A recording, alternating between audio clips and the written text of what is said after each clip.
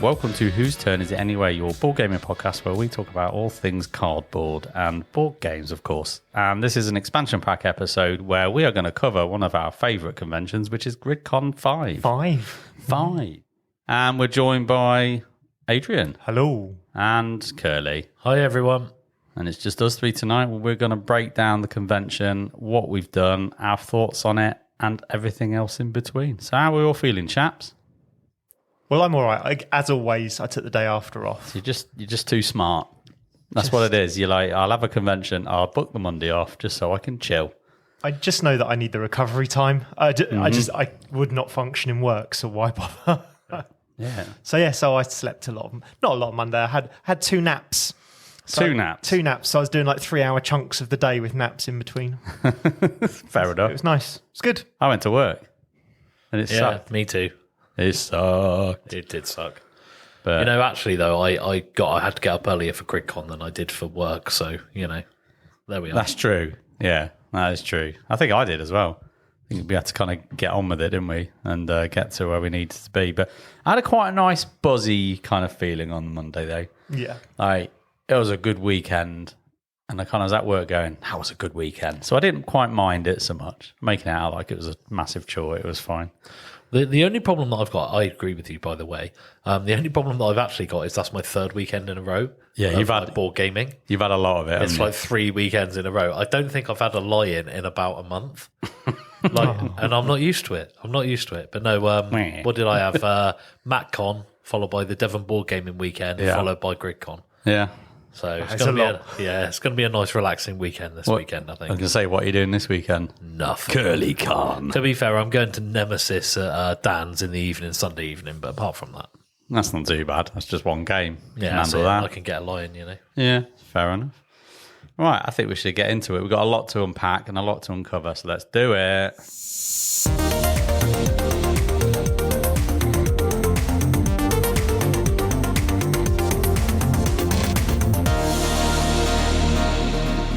So GRIDCON generally starts on a Friday because it's a Friday to Sunday convention, right? For those that actually don't know what GRIDCON is, it's a convention run by Gaming Rules, so Paul Grogan and team. And this is the 5th iteration of it, which is mad actually, because I think I started to go to GRIDCON from 2. Yeah, my first one was 3. Yeah, so this would be my 4th one. That's maths. That's how maths works. That's good. So yeah, it's a great convention. It's ran locally to us. It's literally 10 minutes away from me, and Adrian is even closer. Well, so Mark Monk, just down the road from us as well. Yeah. It was like it's 7 minutes for him. But I don't know what speeds he's doing on the roads. He's got a chopper. It's 7 minutes for me, and he lives like 3 or 4 minutes further away. Yeah, but we have access to the roads. This is really boring chat, but we have access to certain roads that are easier for us to get to that can cut across Taunton. So whereas maybe you're in the thicker of it. Yeah, a little bit more like that. But about 6 or 7 minutes for me, I kind of thought it was. And a bit longer for you, Curly, but not massively. To be honest with you, it's not actually far off 7 minutes. It's just the fact it's a lot further, but it's literally, I'm right on the motorway junction, and GRIDCON is right on the other motorway junction. So you literally jump straight on the motorway and go straight down. But actually, it does work out a little bit longer. But considering the fact that it's probably, 8 miles or something, a lot further away than you guys. That's junction 26 to 25 for those that really, 26 to 25, really care. Yeah. It's a great convention. We've been going a few years, and if you've heard our GRIDCON 4 and GRIDCON 3 coverage, because you can go and listen to them if you want to, because they're in our back catalogue, you'll probably know all about this. So let's just crack on. So whilst it starts on a Friday, it didn't start on a Friday for you, Adrian. No. You actually were there on a Thursday doing Thursday shenanigans. So tell us all about that, mate. And I think also for quite a few people, it can start as early as a Wednesday, right? Because Paul sometimes has a few of his Patreon supporters over on a Wednesday or goes and meets them, and then lots of people gaming on the Thursday. But this year, they didn't have their van man to take all of the board games stuff from Paul's house to the Holiday Inn where it's hosted. So 4 cars in total agreed, let's do the final sort of ferry of stuff. So he'd been handing boxes to people by the sounds of things for like weeks, sort of going, can you bring this to GRIDCON? I had 4 of them. I had 5 in a trip beforehand. Yeah. So we all got there for our designated times. I was a little bit early, but helped pack cars away. And then out of the 4 cars, we only really used 2.5. So with about 5 minutes before he was due to land, Davey got a phone call from me, the usual kind of, he's in a car. So it's like, hello, can you hear me? Hello? Trigger happy TV. Yeah, absolutely. To say, I don't know how close you are, but just turn around. We don't need your car now. So you just turned around and went back to the Holiday Inn and supported a bit of setup. So yeah, just took a load of boxes there and helped set shelves up and make sure, the library was out and available for everyone and all that lot. And then that took a couple of hours. And then myself, Davey, Marcus and Christoph, a guy we met there, played Endeavour. Age of Deep Sea something. Endeavour Deep Sea, I think it's called. Something like that. I've not made notes. It's Endeavour 4, basically. Yeah. Was that the one that Davey's got? Yes. So did he get the card replacement or he did? Them? Yeah, yes. He got sent the cards. Yeah, fair enough. So, and it was not one I was bothered by. In fact, there were other ones in Davey's little pile of games. I was like, we could play that instead, like there's Blast Birmingham and that there. But I think Davey was just really keen to try it. So he was like, please. It wasn't please, it was we're playing this, and if you want to join us, you can. But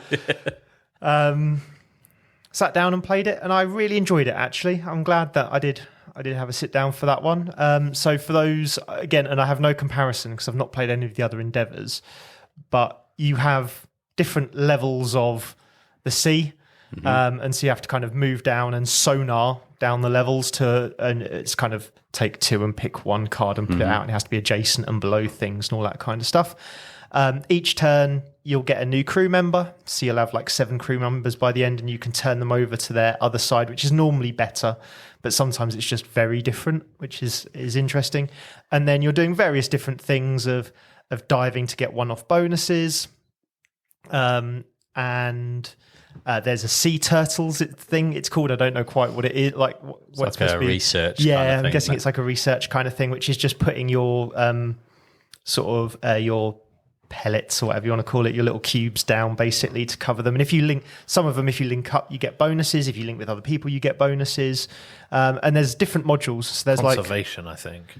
Conservation? Isn't that what that is? What, the sea turtles? Yeah. Maybe. It's all marine biology I learned stuff. it by video. Oh, and okay. Then we couldn't play it. Oh, right, okay. I cards. don't know. It's sea turtles. That's what I called it for the entire thing. I like it. And there's a module as well that goes on different...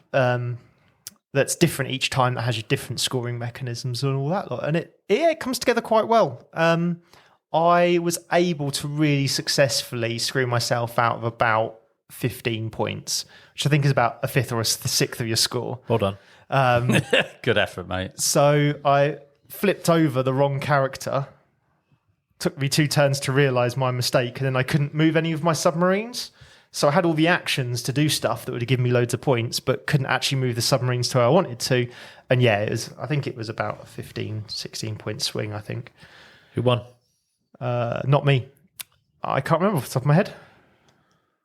Cool. Sorry, but Fair enough. I think I came last, if I remember correctly. But as I say, there was one... And again, I don't know because I've only played the one game. There was one thing I was concerned about, which is there's 4 tracks that you move along. So you unlock different things. And it means you move up these 4 different tracks. One is the level of crew that you can hire in a crew hire stage. And obviously, the higher level they are, the better they are. One is get your little pellets. It gives you pellets, your little tokens to put out. One is how many you can return off of crew. And one is how deep and how you can dive and how far your submarines move. Now, I thought, I'll tell you what, I'll do a submarine thing and I'll do the crew thing. But very quickly, it was clear I was behind because I hadn't done either of the pellet things, either of the game cubes thing. And I think you have to do at least one fairly well consistently. I don't think it gives you the options to do the other tracks higher, and I was the only one who did that and fell very far behind very quickly. And Christoph, halfway through, kind of abandoned that to catch up on the other tracks, and he suffered exactly the same. By the end, he was really far behind, whereas Marcus and Davey had pushed them up early and continued to put a bit of effort into them, and then all the other tracks kind of caught up. So as much as there's 4 tracks, I think you have to focus on 2 of them. I think that's kind of the way the game is designed, which is a shame because it feels like you should be able to go up any of those 4 and succeed a little bit. And again, it might just be the module we played or whatever, but it was the two people who invested in that the least came last and second to last. Yeah.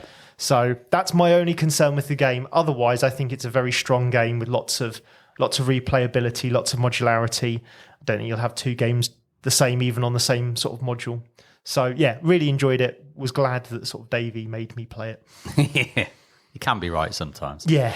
Yeah. No, I enjoyed. We're recording this, right? Yeah, we are. You got to be nice. No, I enjoyed my play at Essen when we had a go with it. Obviously, it's a demo. We only had so many rounds or whatever. But yeah, kind of got a good vibe for the game and what it's about. But yeah, it's quite cool. Yeah, enjoyed It's a bit different and it's all good. And you got to learn it, as you said, and didn't play it. Yeah, I almost enjoyed it. Yeah, which was fun. Yeah, great. It looked great, but yeah, no, I literally watched a video, got all ready for it, went down to Tambo's, and we set it all up. And Dave said, "Where's my cards gone?" So yeah, we then had to pack it all away again and get out Great Western Trail for memory serves. New Zealand. Yeah, it was. Yeah, fair enough. What else happened on Thursday? I went home to bed. Yeah, and we don't want to know anymore.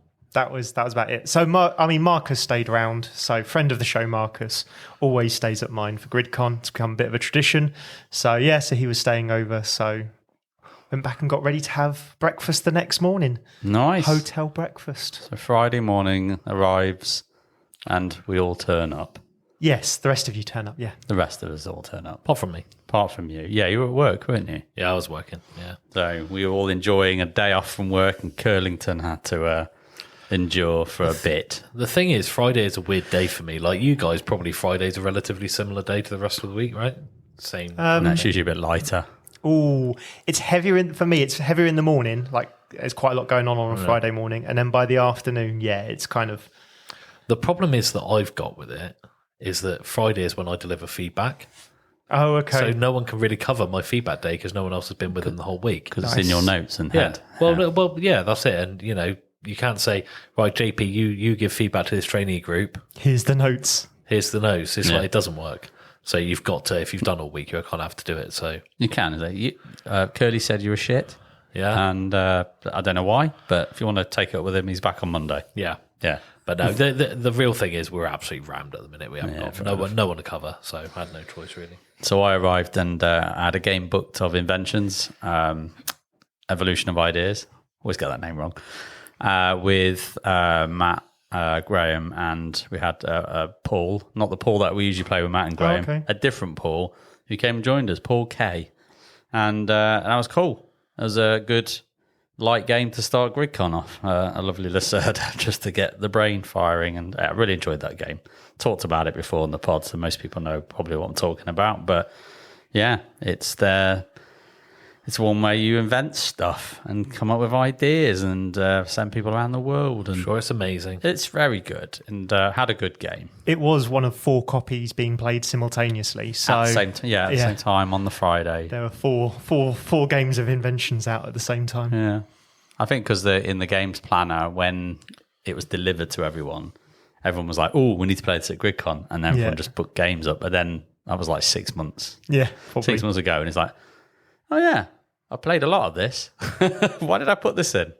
But then, once you set it up, it's all good. But no, really good game, and I had to kind of reteach it for Matt and Graham. They played it once, but about 7 months ago. And then Paul hadn't played it at all, so I had to kind of run a teach on it, which is good for me because it's probably been a similar time, 4 or 5 months since I played it. You have to kind of refresh yourself with Lacerda games quite frequently. Because if you don't, you're learning it again from scratch. But no, really enjoyed it. Really good game. So that was kind of my morning. It took me up to, I say morning and a bit of the afternoon. Nice. Yeah. What about you guys? Well, I was going to say, is it a game you think I would like? Seeing as I'm 50-50 on Lacerda so far. Like literally 50-50. On Mars, I hated, but Lisboa, I actually enjoyed. I think you'd like the theme of it because it is like, you've got a society and you're kind of taking them from Stone Age to, the computer age. I mean, thematically, you kind of end up looking past it a lot because it's like, oh, hexagons and doing things because you just iffy me, just kind of, trying to grok the puzzle. But no, I think you might like this one, actually. The thing that gets me, I think, with Lacerdas or games in general, actually, I don't mind complication, believe it or not, it's the restrictiveness that gets to me. Yeah. So like on Mars, the main reason I didn't like it is because it blocks up half of your choices a lot of the time. Because you're either in space or you're on the ground, and whatever I wanted to do, I was in the wrong place to do it, Bad planning. Yeah, exactly. Yeah. But that's the point. It's like I like to make a decision that I've got a choice to go anywhere I want to at any given time.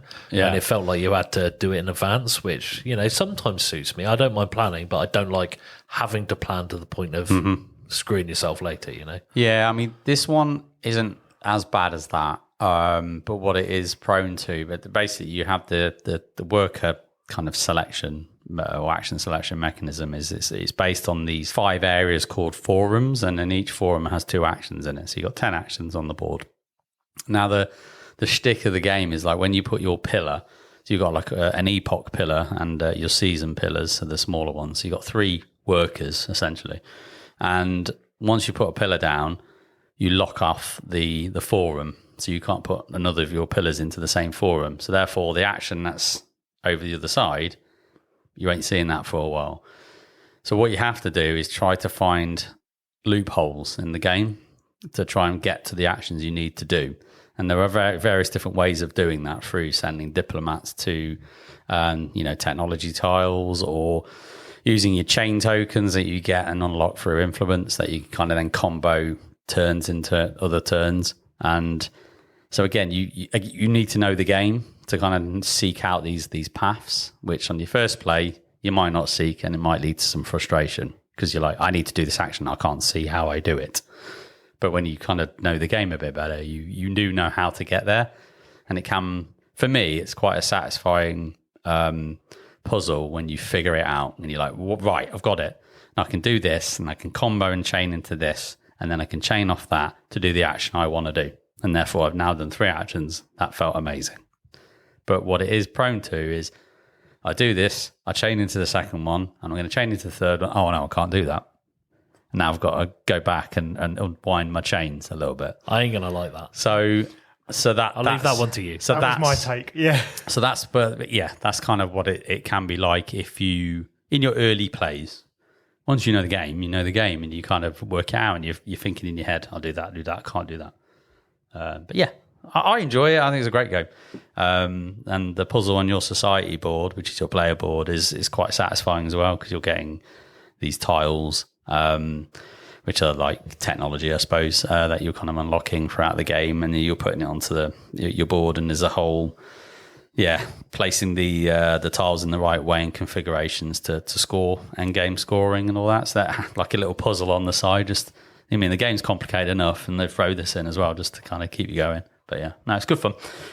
If you like your Lacerdas, you'll probably like it, or have already heard of it and maybe already played it. But yeah, Kerley, I don't know. You're an odd card with the Lacerda games. I don't think I am that odd. Yeah, you are. He's giving me a cheeky smile. I know you can't hear it over the pod, but he's giving me a cheeky smile. He's trying to wind me in. It ain't working. Yeah, whatever. Anyway, that was my first game. Glad you enjoyed it. Yeah. What about you, Kerley? Well, I started off light, actually, because as I arrived, which is probably about 3:30, Tambo and Chrissy P were just setting up for a game of Back to the Future board game. That's the theme tune, Adrian. Sure. Okay. Well, it's a badly sung theme tune. I thought it was beautiful. But it was the theme tune. Yeah. But no, it's a really light co-op game. Super light. Like, not one of those that I'd play it again just for a little bit of a laugh. But yeah, it's super light. There's no real theme to it, really. You're just wandering around, dice chucking, and just kind of having a bit of a chuckle, which actually suited me, just finishing work and everything else. It was fine. It was good. Yeah, I enjoyed it. So, good for kind of probably getting kids involved a little bit in it, especially because it's co-op. Yeah. I think that's probably what that game is designed for, families. Yeah. In fairness. For sure. Obviously fans of the IP. For sure. Not a deep, rich experience is what I hear, but yeah, nothing wrong with that if he knows what it is, But yeah, that's how I started. Yeah, nice. Who did you play as? Oh, Were you Marty? That is a good question. No, I played as Doc? I want to say They're the only two Jessica. characters. Jennifer. That's it. I knew it wasn't quite right. So, You've been chased by Biff. yeah. Biff was just chasing you all over the place. Yeah, it makes a change from Adrian chasing me around in real life. Yeah, fair enough. By the time you turned up, I was already midway through my second sponsored demo of GRIDCON, so I got both of my sponsored demos put in for early Friday, so 10 a.m. and 2 p.m. And yeah, both by Inside Up Games, both very different games. So the first one was Terminus.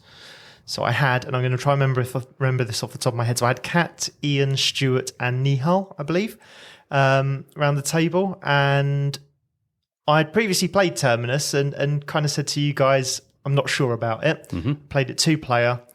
And if I'm honest, I think it's just the fact that it's a 2-player. It doesn't play very well, in my opinion. There's a third fake player that builds a route. So Terminus is ultimately a route building game. And there's a third automata player that's supposed to build a route, but what it tends to end up doing is sticking to the sides a lot. And so it doesn't sort of get intermeshed with all the other players like it probably should.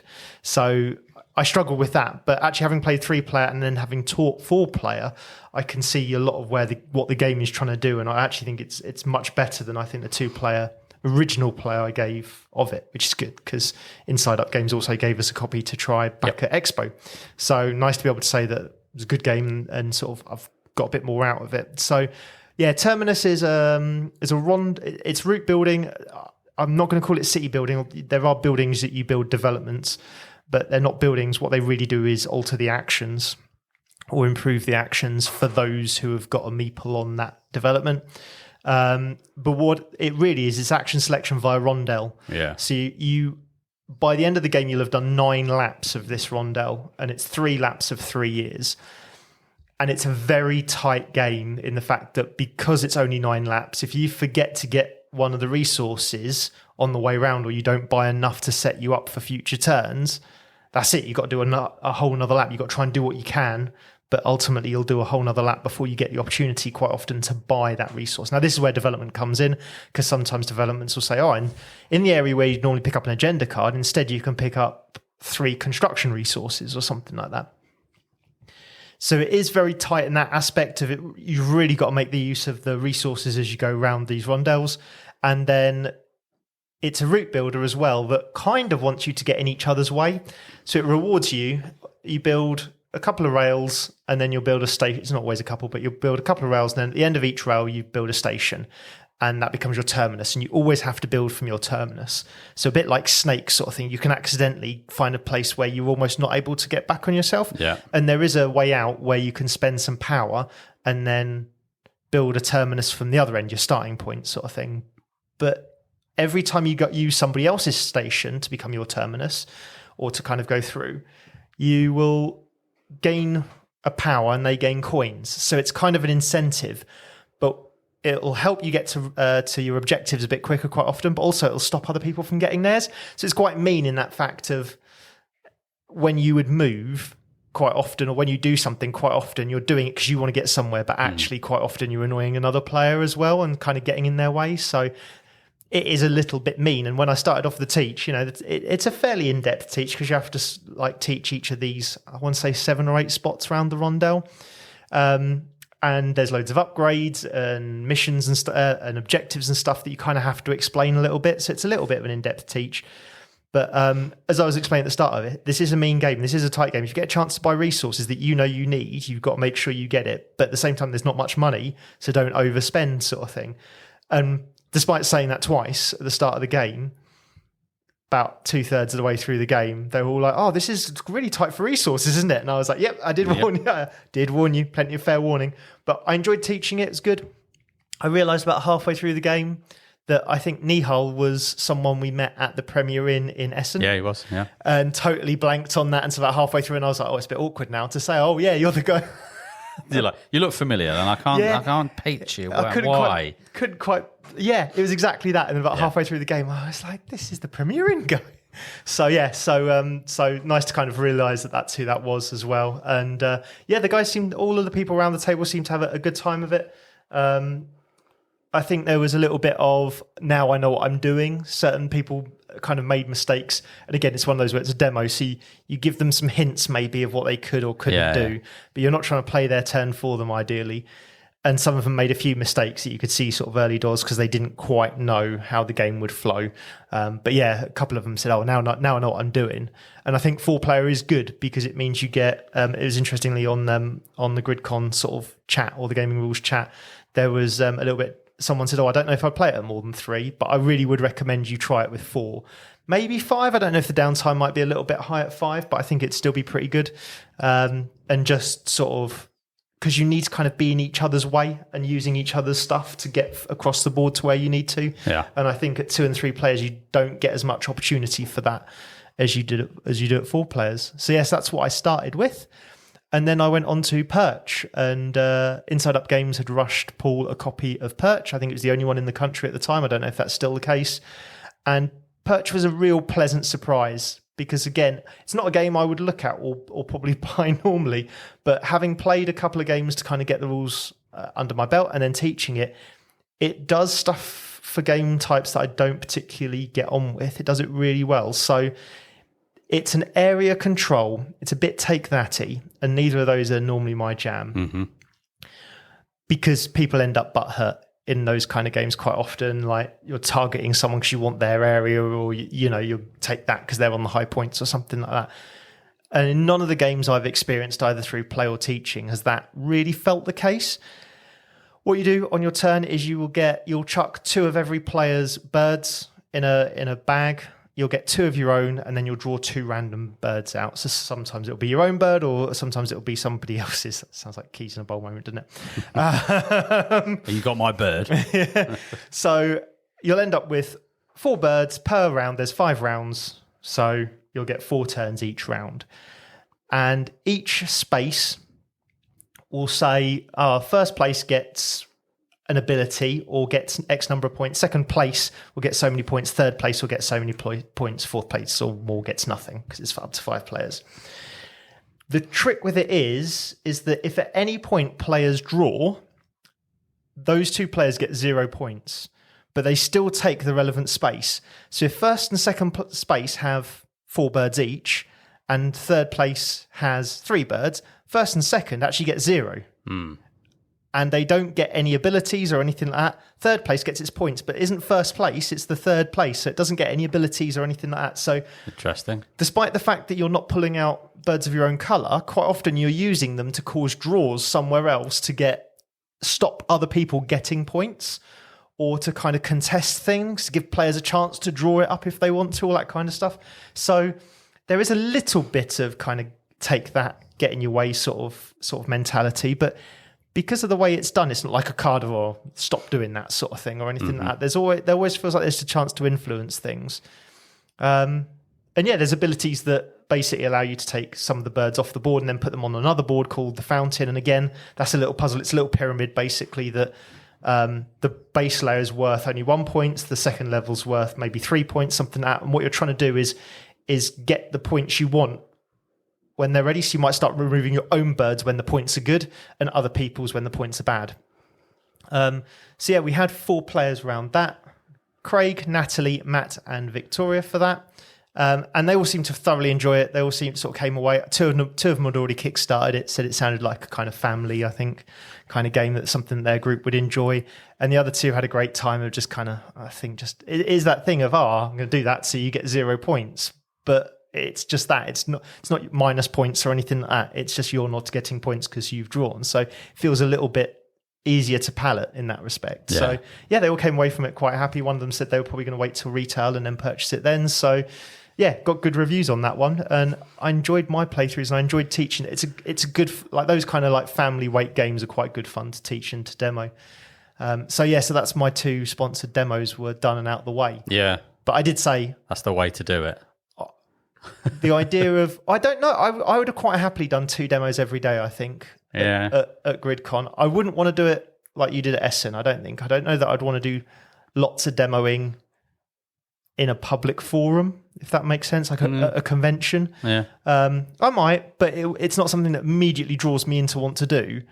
But at Gaming Rules, it's such a relaxed atmosphere. Everyone knows each other. Everyone's kind of already friends or has seen them there before. If you're on your sort of, it's a lot more chilled environment. And I enjoy teaching people games and showing them sort of new experiences, sort of getting to enjoy their enjoyment, if that makes sense. Yeah. And so I would have quite happily done a few more sponsored demos, absolutely. If he decides he's having 3 tables, because last year there was only one sponsored demo table.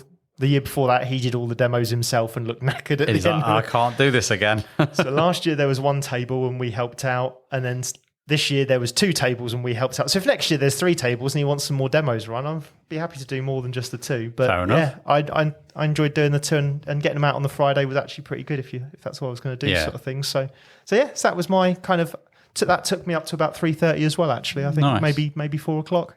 So the game that then probably took me to a similar time. So I'm basically going to talk about Star Trek Captain's Chair now for the entirety of the weekend. And the reason why I say that is because there's Paul Grogan had acquired 12 copies advanced of Star Trek Captain's Chair from WizKids to basically get them for GRIDCON so that people could basically run a tournament and all get to kind of play it and share the experience of the game. And Dávid Turczi was also in attendance of GRIDCon, and he's one of the designers along with Nigel Buckle. And it was just great to kind of see him there, just bounce around like a happy puppy, just seeing his game being played by various different people. And it was just a bundle of energy. If anyone knows David, he is a bundle of energy. It was lovely to have a designer on hand to answer queries. Yes. He's like, what's this card mean, David? And he obviously knows because he designed it. Yeah. Just instantly. That means that. Thank you. Yeah. So what you need is a David just around at all times. Yeah. I will say we caught him out on one, actually. I can't remember what the rule was, but he was like, I'm not sure. I'm going to have to check with my playtesters. Yeah. Yeah. I mean, these playtesters have played it a hell of a lot more times than he has, right? But for those that don't know what Star Trek Captain's Chair is, let me just go through and kind of bring that to life. So it's a game built on the Imperium system. So Imperium Classics, Imperium Legends and Horizons. It's built on that system, but it's an evolution of that system. And we did an interview episode with David not long back, so you can kind of go and check that out and learn more about kind of, his perspective and what the game is and how he designed it and all that kind of good stuff. But generally, it's you pick a captain, and there's no kind of thematical blockers in the fact that we're playing one timeline or this timeline, and the game does a good job in the rulebook that just says it's a computer simulation and we can pick any kind of captain or use any captain from anything that is Star Trek. And it's just a kind of a throwaway paragraph in the rulebook which just allows the designers to access all of the Star Trek IP, pretty much. Well, it's really clever of them to do, actually. Which is great because it doesn't limit the game in its content and actually makes it really expandable, and more captains will be available, I'm sure. So you pick a captain, and out of the base box, you've got 6. You've got Picard, you've got Shran, the Andorian, you've got Koloth, the Klingon, you've got Ben Sisko from Deep Space Nine, you've got Sella, the Romulan, and you've got Michael Burnham from Discovery. So you've got those 6. And you kind of pick your captain, and they, just like Imperium, these decks work completely different to each other. There are completely different strategies in there. And you kind of need to relearn the game again when you pick up another deck, really, because they do fundamentally work differently. So for those that kind of know Imperium or the system, this will be quite familiar. So you kind of got your deck of available cards. Every time you run out of cards in your deck and you need to, shuffle your deck and basically draw more cards, you'll take a card from a separate deck off to the side called Reserve. And each captain has a number of reserve cards. They'll be different per captain. Some will be 4, 5, 6 or whatever. And so once you kind of run through those and you've got those into your deck as you go, then you've got these development cards which all have costs on. So again, when you run out of cards in your deck and you draw a card, you now can choose a development, pay the cost of either dilithium, latinum, or have certain requirements met, and you can then access that card. And these cards are bonkers, crazy, powerful, awesome abilities that you can kind of inject into your playstyle. So knowing what cards you need development is part of the strategy of, right, I'm going to get that one first to then do this and do that. So again, your first playthrough of a captain is going to be a bit ropey because you're learning how the hell this thing works. So yeah, so you kind of got this thing that as a deck, it kind of gradually builds over time, which is always a cool system. It's the bit I actually like in Imperium a lot, is you shape the destiny of where you're going. But also it's deck building, so you've got a market, you can acquire cards, and in this case you've got people, you've got cargo, you've got ships, and you've got allies, all the different kind of alien races that you'd expect in Star Trek. They can kind of come into your deck as well, and then start adding new little strategies as well.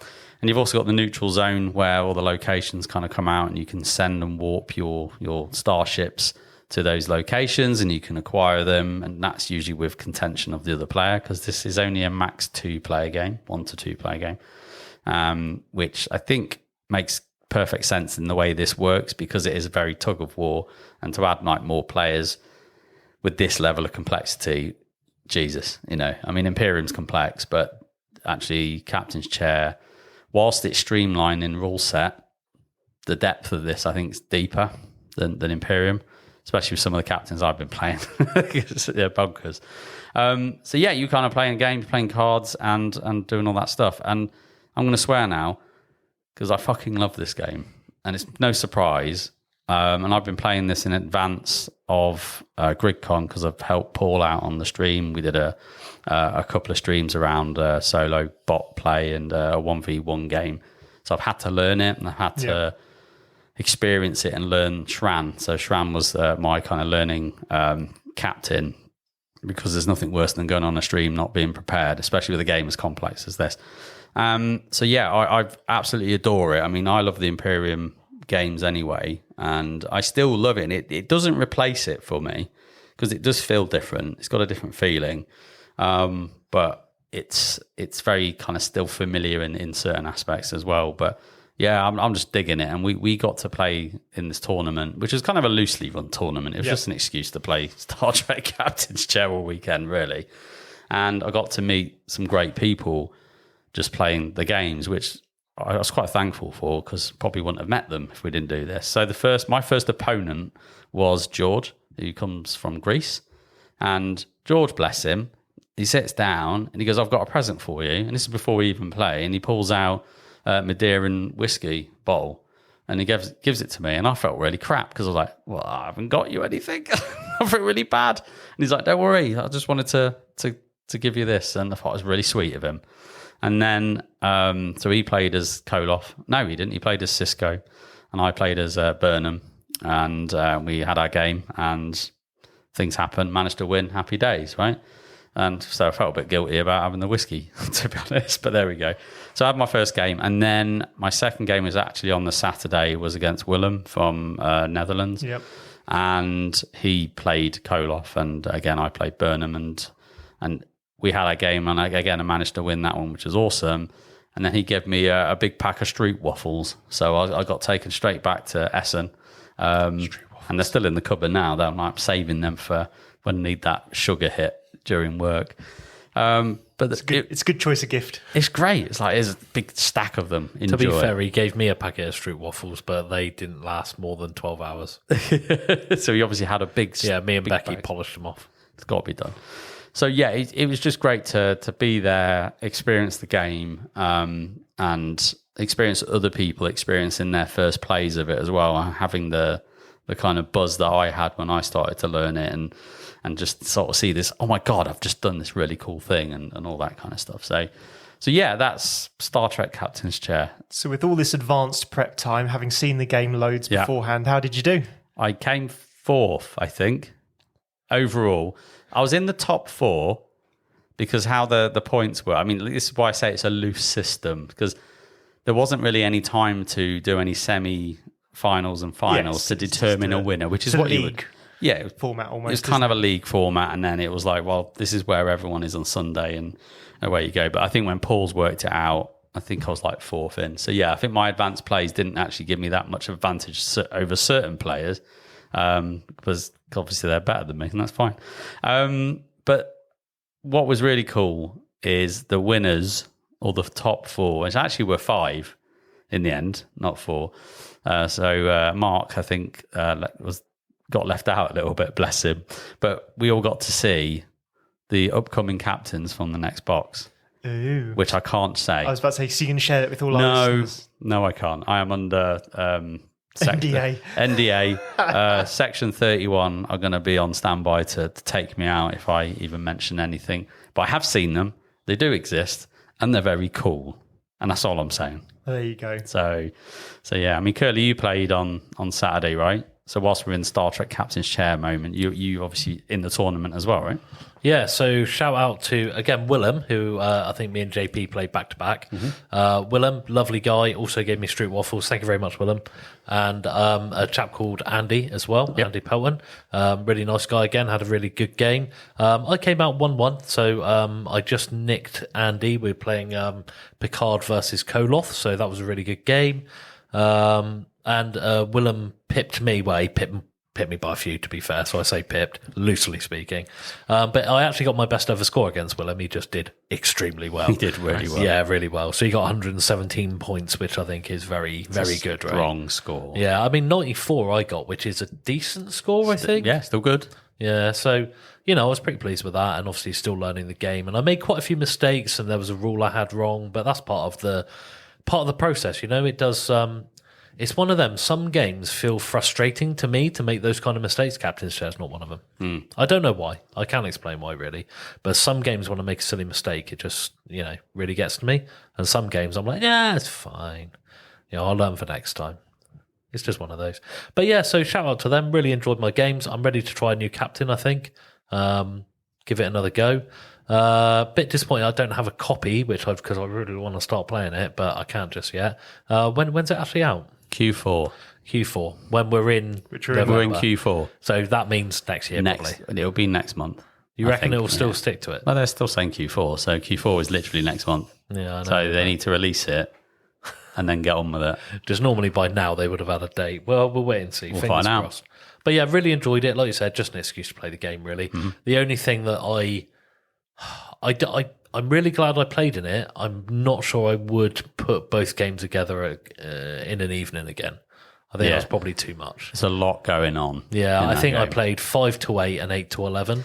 Yeah. And it was like, that was a long time playing Captain's Chair. Yeah. So it's a really good game, but it's a complicated game. Yeah, I did Friday and a Saturday and it was perfect. So I kind of dabbled, did the thing, went on to something else, and then I was ready for it again Saturday, Yeah. So yeah, I think doing it back to back is, I mean, I probably wouldn't have minded it, but at a convention when there's other stuff to do as well, it takes up a good chunk of time, even though my second game was only an hour long, if that, which is a record for me. On a 1v1, it's usually 2 plus hours. Yeah. But yeah, I managed to rush that game for whatever reason. And it's like, we're done already. It's like, God, it's like 55 minutes. I was mad. Yeah, there's quite good like rushing kind of techniques in the game in there. If you can see you've got a small advantage at the start, you can kind of really try and push that home. But yeah, one of the many reasons why it's kind of an interesting game, you can push for that kind of interesting strategy. So, but no, yeah, really enjoyed it. Would play again. Looking forward to challenging JP to another game. Yeah, he wants to play against the Romulans, he said.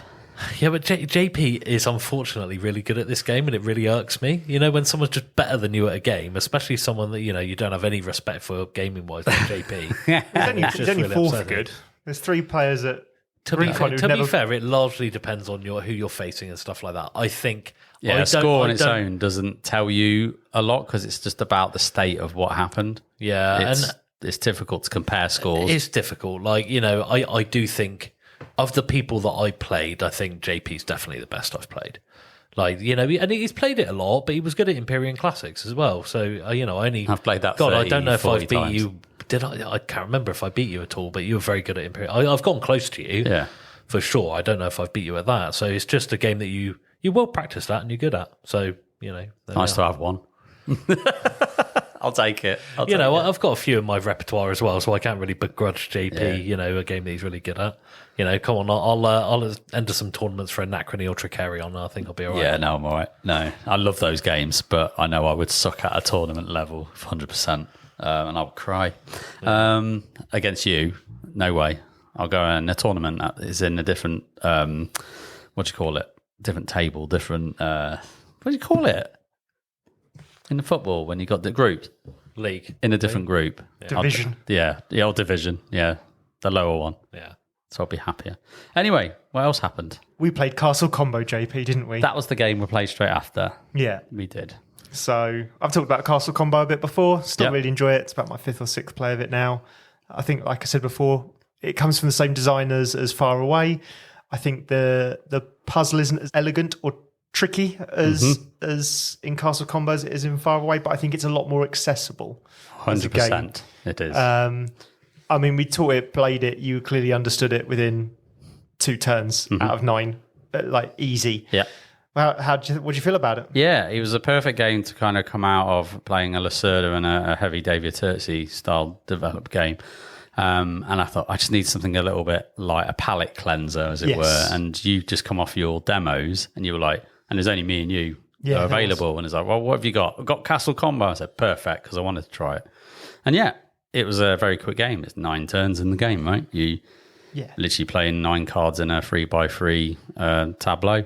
And you're trying to maximize the puzzle in, all the victory point conditions on those cards with different tags or shields. And it's just a nice little game. It takes half hour. And so, I really like the market rows in the game where you've got a peasant's row and a castle row. And the castle cards are generally more expensive. And I don't actually know. Other than that, they've probably got cool abilities on there as well, but the peasants one are generally more cheaper. But again, they've all got abilities and do things, and they all link to each other as well. But yeah. Yeah, I think you learned a couple of the same lessons that I think I learned on my first playthrough, and when I've shown it to others, they've learned, which is that keys are important. Yes. Because they allow you to wipe the row or to move to the other column. And there's a couple of times you were getting a bit close and I've got to take what I've tight. It's getting tight. I don't like it.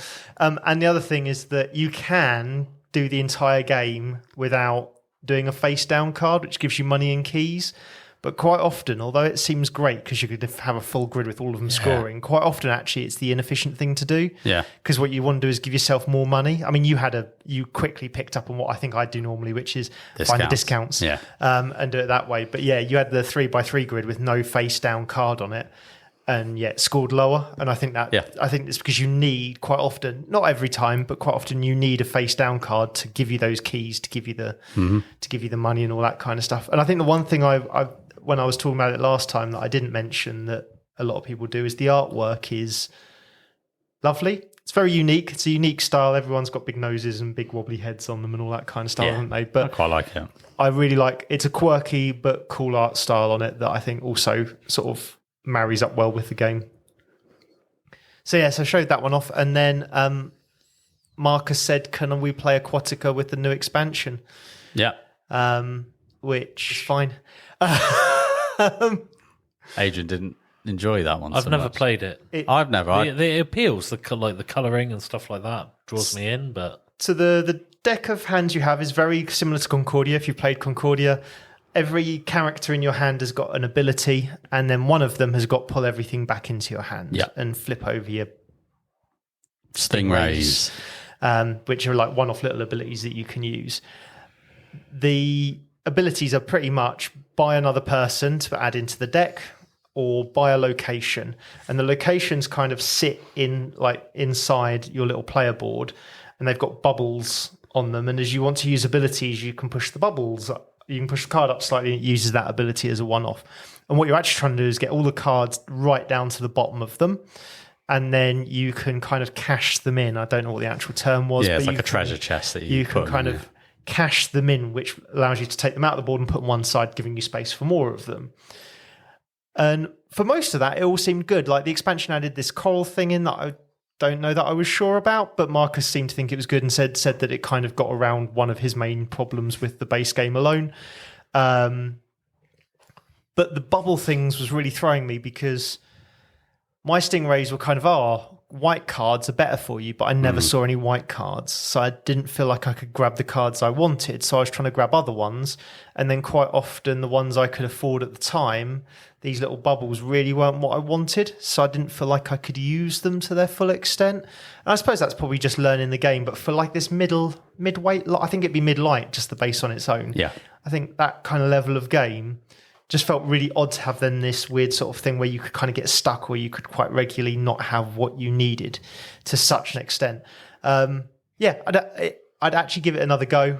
I definitely want to kind of see it again, but it didn't it was one of those games that I'd wanted to try, but it didn't set my world on fire the way I thought it might. It was one of those sleeper hits. I was hoping it'd be one of those sleeper hits where I kind of want to play that, and then it turns into this great game, and it just didn't. It was kind of like, well, that was okay, or for me. Yeah, I was kind of the opposite, which was Marcus said, "Oh, do you want to play Aquatica?" And I was like, "Sure." I've heard of it, but as a theme, underwater, okay. And then I found out, it's all these weird sea creatures that are people, and okay. So thematically, it's not doing anything for me, right? Yeah. Then we started playing it, and it's like, look, it's like Concordia, where you do the thing, like you said. Yeah. And then the whole sliding cards bit, I thought, I quite like that. That's quite interesting. It's a bit different. You can kind of spend the bubbles to do stuff, and you're racing for the goals, right? So you've got like 4 goals on there, which might be collect 11 locations, or do fill up all 5 locations on the board at once. Yeah, or buy recruit a cost 5 person, which you might think, was that it? It takes time to build up to get a cost 5 person, and all sorts of different things. And I really enjoyed that game. Like it won me over. Yeah. And weirdly in the theme as well. So I wasn't bothered. And then as I was playing it, I was, I quite like this actually. It's quite a bit different. And I got no experience on what the base game is like. Like you say, we played straight with the expansion. I can't even tell you what expansion was in it. And others may be in now, I don't know. Yeah, I think he's chucked a couple of other bits in there. No idea. Because we had 4 rule books on the table at once for reference, it felt like. So I think 3 or 4 at least. So I think he's got a couple of expansions. So we were all in. Yeah, it feels like it. Okay. But no, I really enjoyed the game. I would happily play that any time. And it was nice to play with Marcus. Yes. And that's the reason why I wasn't like, do you want to play this game? No. I was like, yeah, sure. I'd like get to play a game with Marcus, because it's always good fun and he likes a bit of banter at the table. Yeah, gotta love Marcus. Shout out to Marcus if you're listening, mate. Love you, mate. You better be. I think the other thing for me is that I quite like Abyss, which is very similar in theme, like underwater sea creatures, like finding locations underwater, but it's really just a set collection bidding game, really. But I think because I like that theme, I don't know if I was expecting a little bit more. The art style felt similar to Abyss, sort of not dissimilar at least. So so I need to give it another go, but it just didn't initially click with me the way I was hoping it would. Yeah. So that was Aquatica. Sounds like my sort of thing, to be honest. I think you'd enjoy it, Kerley. I think you would. I do think you would. I think you'll be down with it. It's that nice pacey turns. It flows around. It felt like it is my sort of theme as well. Yeah, like my nature and things like nature, a bit of water, but it's like fantasy. It's like underwater. It's mermaids, but like there's busy crabs. Busy crab. Sounds good to me. Yeah, all that stuff. I just want to give a little shout out while we're here, because Alex, who listens to the show, he popped over and he basically said, right, I've got you 3 packs of pickup bars. And because on the Essen episode, we were talking about we need our own something. Like Paul Grogan's got Jaffa cakes, right? What do we have as whose turn is it anyway? We need something. And I think we were talking about pickup bars, and I was explaining what a pickup bar was. And then, he comes over with 3 packs, salted caramel, classics, and a milky set of pickup bars. And I thought it was really sweet of him. Really nice. They lasted, and I did share them. I want it on record. They were very tasty. I shared these pickup bars with people. Rob didn't get one, though. I had 2, so I had 2. I had one. We had Rob's. Rob, if you're editing this, just ignore that. They did not have 2. Yum, yum, yum. They were stole very tasty. At the time he gave them to you, I was demoing Perch, because he tapped me on the shoulder and went, I recognise that voice. Like, where's JP? I've got something for him. And I was like, all right, okay. I've got something for him. He was like, but make sure you get some of them as well. And I was, I need to know what this is now. Yeah. So when you were like, I've got pickup bars for everyone. It was just really nice, because it's like, when you say things on episodes, it kind of reminds you that people do listen. Sometimes they really throw away comments. Yeah, but it's like, what? And it was just really nice. And it was a little highlight of my Friday, that was. And I got to eat the salted caramel pickup bars, but I never had those before. They were tasty. They were good. I never got one of those, so they were probably very nice. Yeah, they were very good. But, I am a fan of just the classic. There's nothing wrong with the classic. It's good. Just a good little chocolate bar. But, I just wanted to say thank you, Alex. Much appreciated. Got us through the weekend with sugar highs. Especially that Friday, actually. I think that salted caramel one on the Friday while we were playing Castle Combo, I think, wasn't it? Yeah, he was. That went down well. Yeah. It was good. Yeah, so the only other thing that I did on Friday was thanks very much for the teach, JP. Revenant. Yeah. So I had a demo game just like you, Adrian, with your perchiness and Terminus. Yeah, you had. I had Revenant. You had some mind clashiness. Had some mind clashiness to do. So I'd already played this on Gaming Rules as well. I basically had 3 weekends of Gaming Rules streams. Yep. One was Elder Scrolls, one was Revenant, and one was Captain's Chair, as I mentioned. So yeah, I had to kind of remember from the rule book, which is a printed PDF, because it's a game in development and it's literally on Kickstarter right now. I think it launched today, didn't it? It did. The 19th, which is obviously not the day you're listening to. Not the day they listen to. Could be any day, couldn't it? But no, managed to give everyone a bit of a teach. I had a pointy stick, which was always fun to have a pointy stick whilst teaching games. And it was nice for me to kind of just stand up for a bit. Yeah, and just walk around the table, and I quite enjoyed just having a bit of movement. And with Paul's demo, his main demo table, there's a lot of space. There's a lot of space to kind of move around. You're not overcrowded, and it's just a nice central place for the main room, right in the main hall.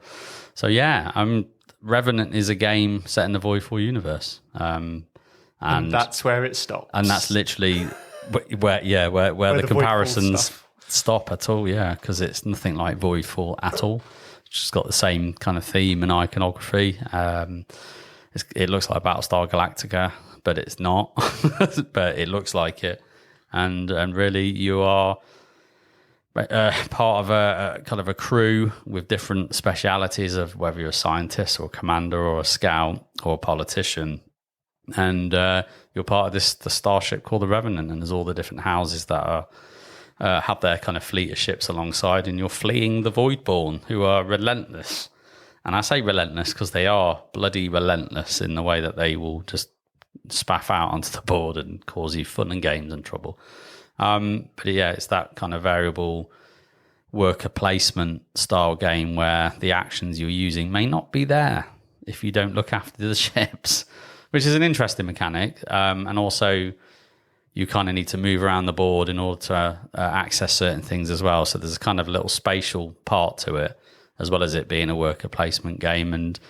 And the way that you kind of score your main victory points is by going to these spaces. They're all owned by a house in the Voidfall universe. So therefore, you're creating more allegiance to that house, more influence. So you're kind of moving up tracks and getting little bonuses along the way. And you're also kind of drawing hidden influence cards, which all have the house symbols on there. And there are ways to kind of draw more and keep more as you kind of level up your captain.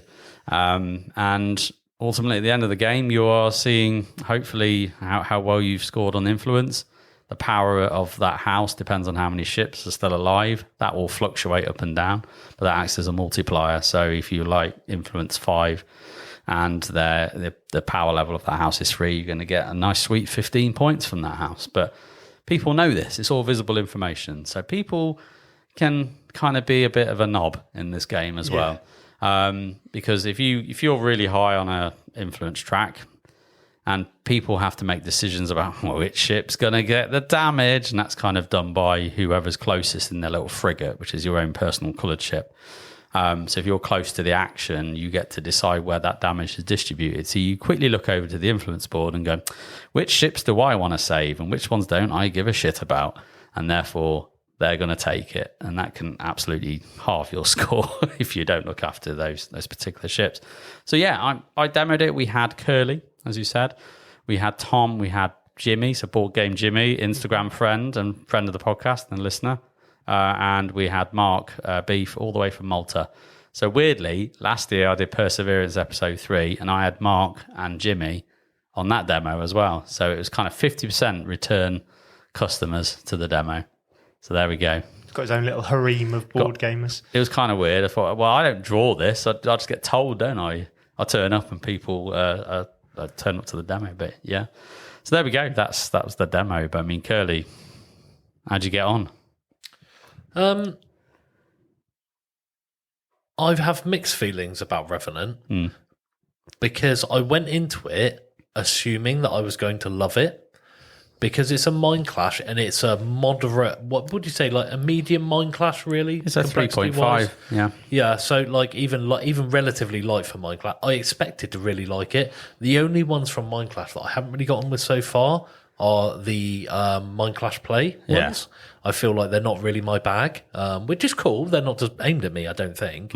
But Revenant I expected to like, and it was... I can see potential, but in its current state, I could see some issues that I've got with it. Yeah. For me, and not only just issues, but it doesn't also play into the type of game that I really like. So it's not saying it's a bad game, it's just not for me. So for an example, the part of the fun that I have is making a plan with the Euro. You can't make a plan in that game. No way. Because like JP says, your action spaces might have been destroyed by the time you actually get to actually carrying out your plan, you know? There's a little bit too much, well, as you said, knobbiness in there for my, you know, and it's just like you can work really hard at a strategy and then someone could go, well, I'm screwed, I'm going to take you down with me kind of thing and just blow up all your ships and then your stuff is worth nothing, almost. So there are a few things in there. Also, I felt it was a little bit punishing going last because you get your last choice of the faction at the start and then half of the spaces are gone on the map as well. So that felt a bit like, oh God, right, okay. You would assume it was like if you pick first, then you go last kind of thing. They might have done it like some sort of snaky type thing to even that out. I have to say that this game was obviously in development. Yes, exactly. And I have a rule book which is a printed PDF, and it even says on was missing some of the rules, and it didn't have all the rules. So we there's absolutely a chance that we didn't play it 100% how it meant to be played. There's always that chance. We played it live on the stream with the designer there. Yeah. He called out a couple of mistakes we made, but otherwise didn't mention anything. So I think I've played 3 games of it, and I think it is most of the way there, but we've already fed back stuff that we don't think is balanced quite right, where spots and that. Certain of the ships don't do enough and stuff. There's lots of little tweaks that I want to see to that game, but yeah. Oh, I really like it. I know you didn't. I can see the potential, but I mean, like my missions, for example, and for those of you who don't know, the game kind of gives you secret objectives to go for. Mine felt almost impossible to do straight from the off, or very, very difficult to do compared to other people's. And I was like, there's just I almost just gave up on them and went for other strategies, which actually didn't pay off too badly because I finished second. Which is 18 points in those cards. Exactly. But there was a lot of points that I just immediately sacrificed in that lot just because I knew, I think top level of the captain, was it a captain or commander? Commander. So you had to get to the top level of the commander. And in the first turn, that space was gone, the easiest way to do it. Before I could even take my first turn, I'm like, okay, right, what am I going to do now, Because then that felt like, right, that strategy is almost out the window, I don't know. I can definitely see the potential, but I think it might, even if it fixed all my problems with it, I think it's probably just not the type of game for me, where there's a little bit too much contention and knobbiness in there. Yeah. That's my feeling. But having said that, I do think that it could be a really good game, and I think a lot of people will like it. Yeah, my feelings on it, I've only played it once. So, take this with a complete pinch of salt. As Adrian, you played it 3 times, so you're probably the most experienced here. And again, it's a demo type, where the designer is already listening to feedback and making tweaks, and has been since we played it first at Essen. We did. And since then, there was already tweaks that were implemented. Yeah. Anyway, sorry. I don't hate the game. I'm not sure I love it equally to Mind Clash's other titles personally. That's okay. And as you say, I can already see on their Kickstarter page, the game looks different already. The arc ships that you use with the little, because they've got the minis that sit on top, they look completely different. The actions are easier to see. I think now they're not blocking. And so all these things are happening. So yeah, if you feel that interaction is what you're after and you don't mind that, not to say it's not screw you kind of thing, but it can be. But there is a bit of it in kind of how that can happen. But you can't directly attack other ships. You just need to maneuver yourself to make the decision to be able to see where it goes. So if you don't mind all of that, then this might be for you. Because whereas people are like Voidfall, gone no way, too heavy, I cannot get into this. This is not my jam. this might be more up your street. So, definitely check it out. But I think for me, I can't help it because in the Void 4 universe, I'm like, I'd just rather play Void 4, even though it's nowhere the same game. It's not even the same game. So we can't really make the comparison, but people are going to because it's part of the same universe. Because it's in the Void 4 universe. Yeah, I think that might unfortunately be the case. Some people who might not do enough research will immediately assume it's Voidfall adjacent. And yet there's plenty of games out there that do use their universe for completely different games. So I feel like lots of people will have learned that lesson already. But it is, as a designer said, the primary point was I wanted a game where people could decide what spots were on the board almost. So they decide what spots get destroyed and what come back. And I think he's done a pretty good job of making that fit a theme as well. Because that's quite a tough thing, I think, to make a theme around. Yeah. I've had a couple of thoughts about it. I thought, you could do this, you could do that. But there's not many options for what naturally would you get rid of and bring back in worker placement spots for. But I think he's done a good job of making the theme work for it. So there you go. So that was my Friday demo, my first demo of the weekend. I will say as well, just before we finish on Revenant, I can definitely see potential there. I know I've said that a couple of times, but I would play it again because I made a big error on turn 1. And you did explain it in the rules, but when you're learning a new game, a lot of rules get told to you, and some of them go in properly, and the other ones go in and then bounce straight off, Yep. And that particular one bounced straight off. And all it was is like a track where one of my cards said, one of my objectives was, I think, get up to level 8 on this one particular track. What was the track? The one with Tactics. The return order, tactics track. Get up to level 8 and you can do this great thing. I thought, that'd be a really good thing to kind of gun for to begin with. That will give me a bit of an edge on everyone. So I got all the way there, and then it reset. And I was like, let's jump. And then so literally, and I couldn't even do the action once because it was all about, right, I'll sacrifice my first turn, get this amazing card out, and then I'll be set up for the rest of the game with that awesome ability. So I didn't even use it once. So, and it was just like, it was a really bad feel bad moment. Yeah. So one of your 12 actions has exactly. been gone. I mean, well, not even 12. I mean, it was literally a whole turn to get it. Because remember, I had to go tactics twice because it's level 8. So I had a whole round. 3, a whole round was totally wasted. Enough. So it was a real feel bad moment. And I don't know whether my mentality didn't recover from that, and then that coloured the rest of the game. Yeah, maybe. So I am totally up for trying it again. Yeah, definitely. To see what changes they make, and also to see how I feel about it now that I probably know the game a bit better. So yeah. Yeah, I 100% would play it again, 100%. I've kind of felt like, would I own it? Do I need to own it? For me, probably not. And that's okay. I'm considering it. But that's good. Yeah. Because you're not normally a Mind Clash aficionado. No, either. Tricarian's kind of my one main Mind Clash game. Like, there are other ones that I don't mind, but that's the game that I love from Mind Clash. So the fact that potentially Revenant might be my second or third and that's choice awesome. Is good. I think it shows a bit of diversity.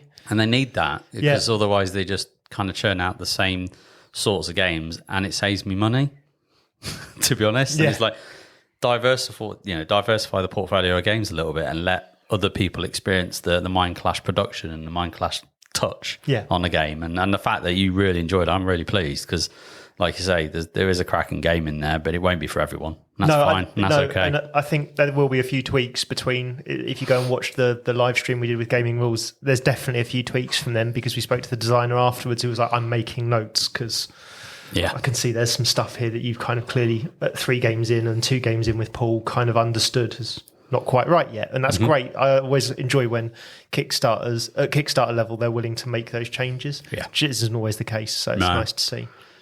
There we go. So I went and played Terrorscape. So Terrorscape was a game I've been looking forward to. I nearly backed it twice. So there's been 2 seasons of backing it on GameFound. Hidden movement game. We talked about it on one of our episodes where we talked about table presence because you put this massive cardboard mansion, which takes 5 minutes alone to build, in the middle of the table. And then one side is the serial killer, and you're in a trap mansion. And the other side is 3 survivors. So unlike most hidden movement games, you've got 3 hidden survivors and 1 visible serial killer. And, I don't know. So I really like hidden movement games. I don't always get them to the table as much as I'd like, so I was really looking forward to this. Played with Rob Tambo and Davey, and they were the survivors, the people who were running around, and I was the killer.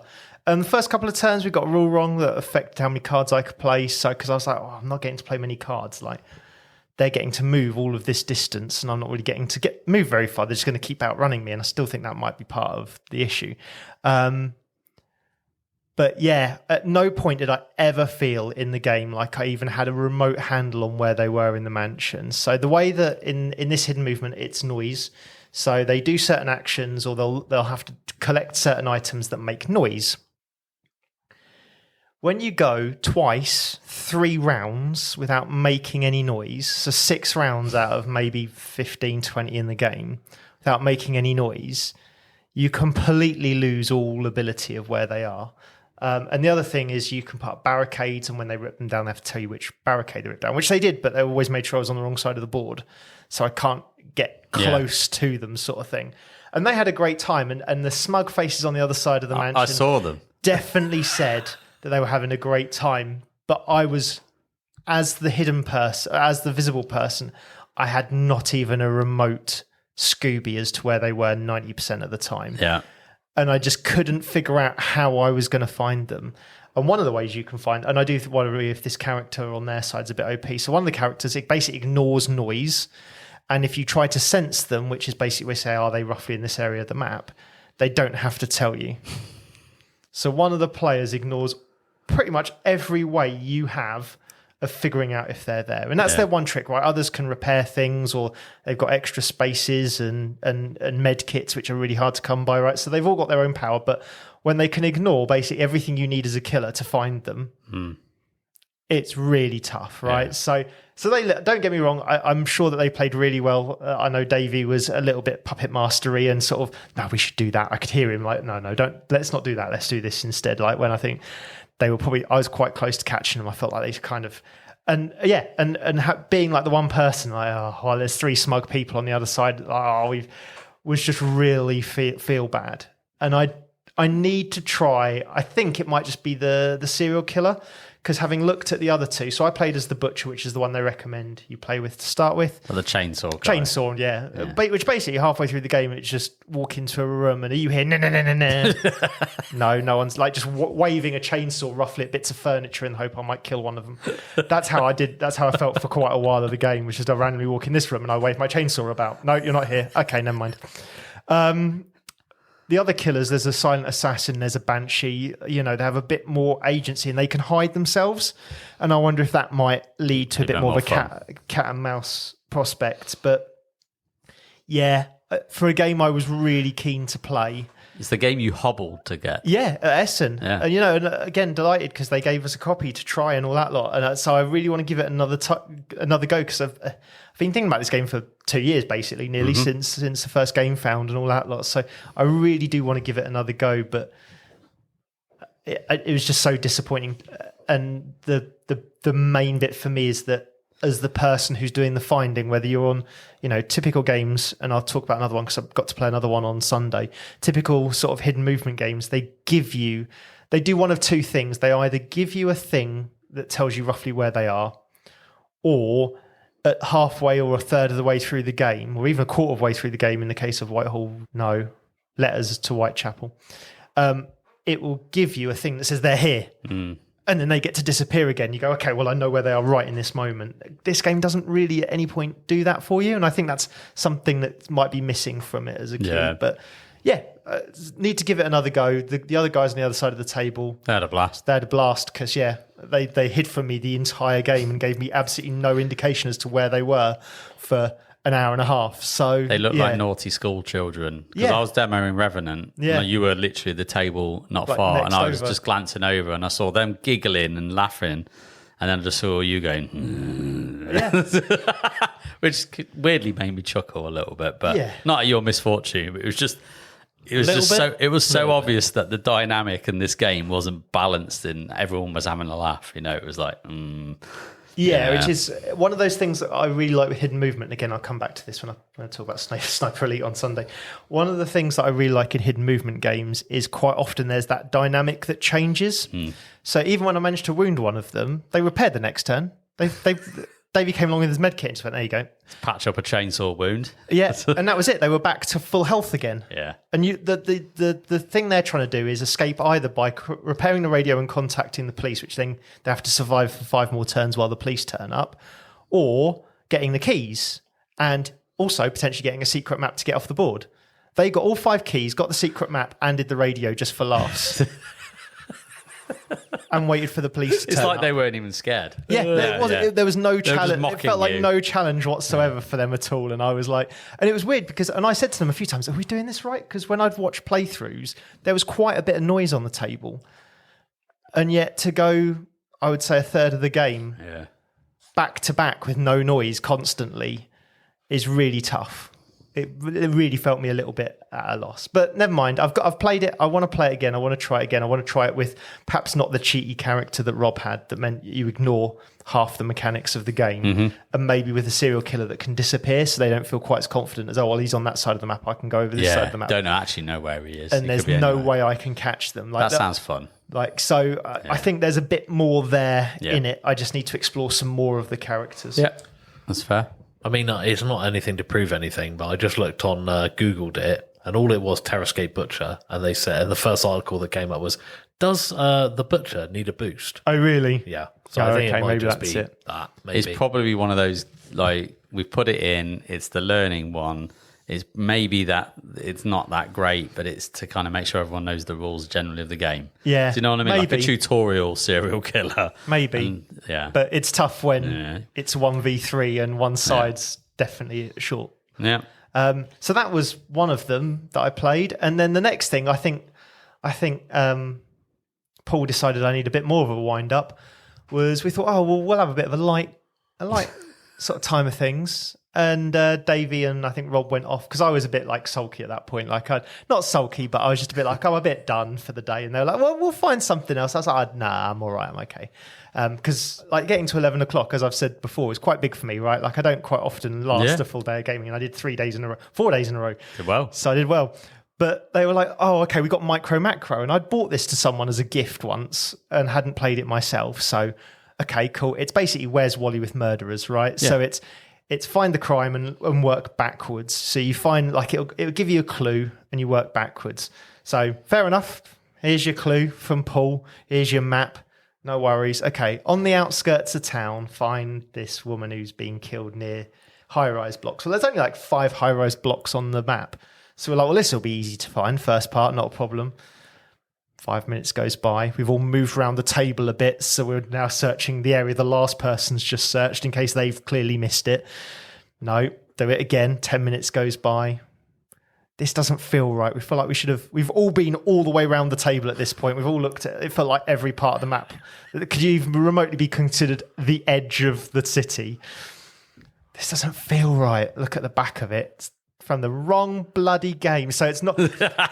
There's a bit where you can combine all 4 modules, all 4 maps into an epic version of the game. You do this massive spree across all of it, and that's what he'd given us. But he'd given us the wrong map to start with, and hadn't told us. That's genius. I hope well done, Paul. So I hope he did get a giggle out of it because he posted it on Gaming Rules Slack channel today to say he got a bit of a giggle out of it. I was like, oh, thanks. But eventually we got the right map and we got a different set of cards for a slightly smaller adventure sort of thing. And we just started with the hardest mission basically from that box because he said the other ones can be a bit easy and you'll get through them a bit quick. Give yourself a chance, give yourself a bit of a challenge. And we got all the way to the last card and then it required you to. There's like 4 streams you were going off on and you answered all those cards. And then basically it said, well, continue all of those 4 streams. And at that point, Rob had basically given up. Tambo had gone. So it was mostly me and Davey at this point. And we were just a bit like, whatever, done with it. But up to that point, we had a good fun trying to find things and see what was going on and all that lot. So it did work out, but Paul had been on the wind up for 15 minutes first, giving us the wrong card for the wrong map. Legend. So, yeah. And then that was my Friday done. And then you're done. There we go. So Saturday, another hotel breakfast.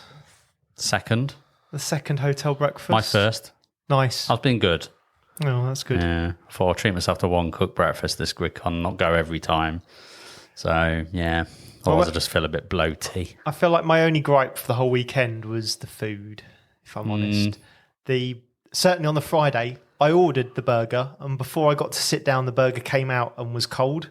Yes. Basically, we'd been sat down like 30 seconds, and the burger came out and was cold, and I thought, that's been sat on the side waiting to come out.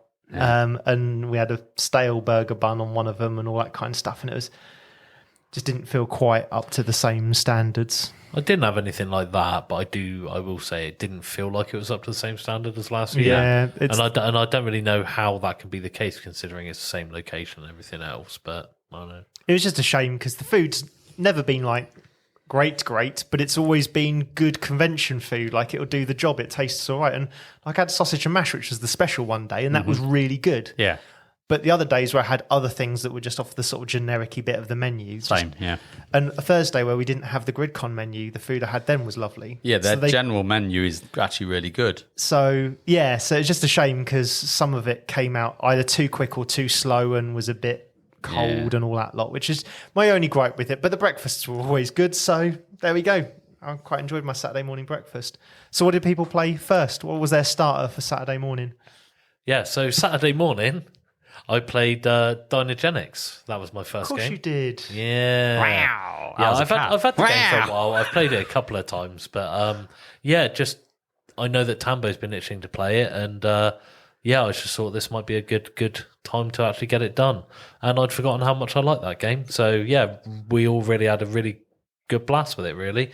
We had me, Tambo, Rob, and Josh, Stuart's boy. Mm-hmm. Just had loads of fun with it. Reminded me why I love Dinogenics, and kind of reminds me of the Tiny Epic Dinos on crack. It's like just Tiny Epic Dino, you're building your own little, park, and you're managing the rampaging, and you're building buildings, and going on worker placement places. But it just feels a bit more epic, and really, really good fun. We all had a blast with it. I have to say, Stuart's boy is a grown man. Yeah. Stuart's boy is Stuart's boy. 31 Josh. years old. Yeah, he's literally a grown man. Yeah, he's a grown man. Hello, Josh, if you're listening. Don't know if you do, but We've got a few Joshes now, haven't we? Yeah, we've got my son Josh. We've got Josh. Tambo's nephew, and Stuart's part of our gaming group, son's Josh. Yeah. A lot of Joshes, a lot of joshing. Yeah. So, Dinogenics, all good fun. Yeah, definitely. But I love my Dino games. You do. It's just a classic worker placement, guys. I could go through it in more detail, but basically it's worker placement, but you're kind of set collecting dinos. Yeah. So the more powerful dinos requires you to have more cards before you can actually play them. You're collecting DNA, basically, is the idea of the game. But what makes it for me is actually the expansion. The expansion kind of means that you don't have that luck boxy kind of I can't get the DNA I want. Like you could be one card away and then you're stumped. You just have to keep trying to draw cards and hope for the best. Whereas this introduces a kind of like, you have to pay for it, but you can swap in any card for a wild kind of DNA that you can just use on anything. That kind of fixes that problem and just adds a few more kind of sea creatures and stuff like that, just for a bit of variety. But a most excellent game. We all really enjoyed it, and lots of good fun. Good way to start out the Saturday morning.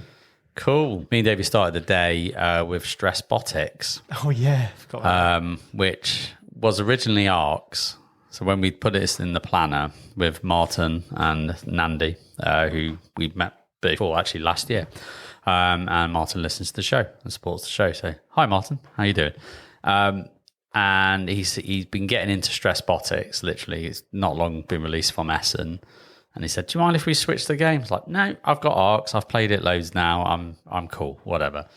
And then I'm not going to lie, the morning of, I was like, "Oh, I've got Stress Botics this morning," and I know nothing about it. I know zero about this game, and it doesn't look the most inviting of games. I kept calling it Excel the game, but it doesn't look like a spreadsheet at all. But it's just, I've heard, having looked at it at Essen, I think Paul had his copy. We kind of looked through it and went, what the fuck is this? BGG complexity rating of 4.7 or whatever ridiculous it's currently got. It's really high in complexity, and it's like, what is this nonsense all about?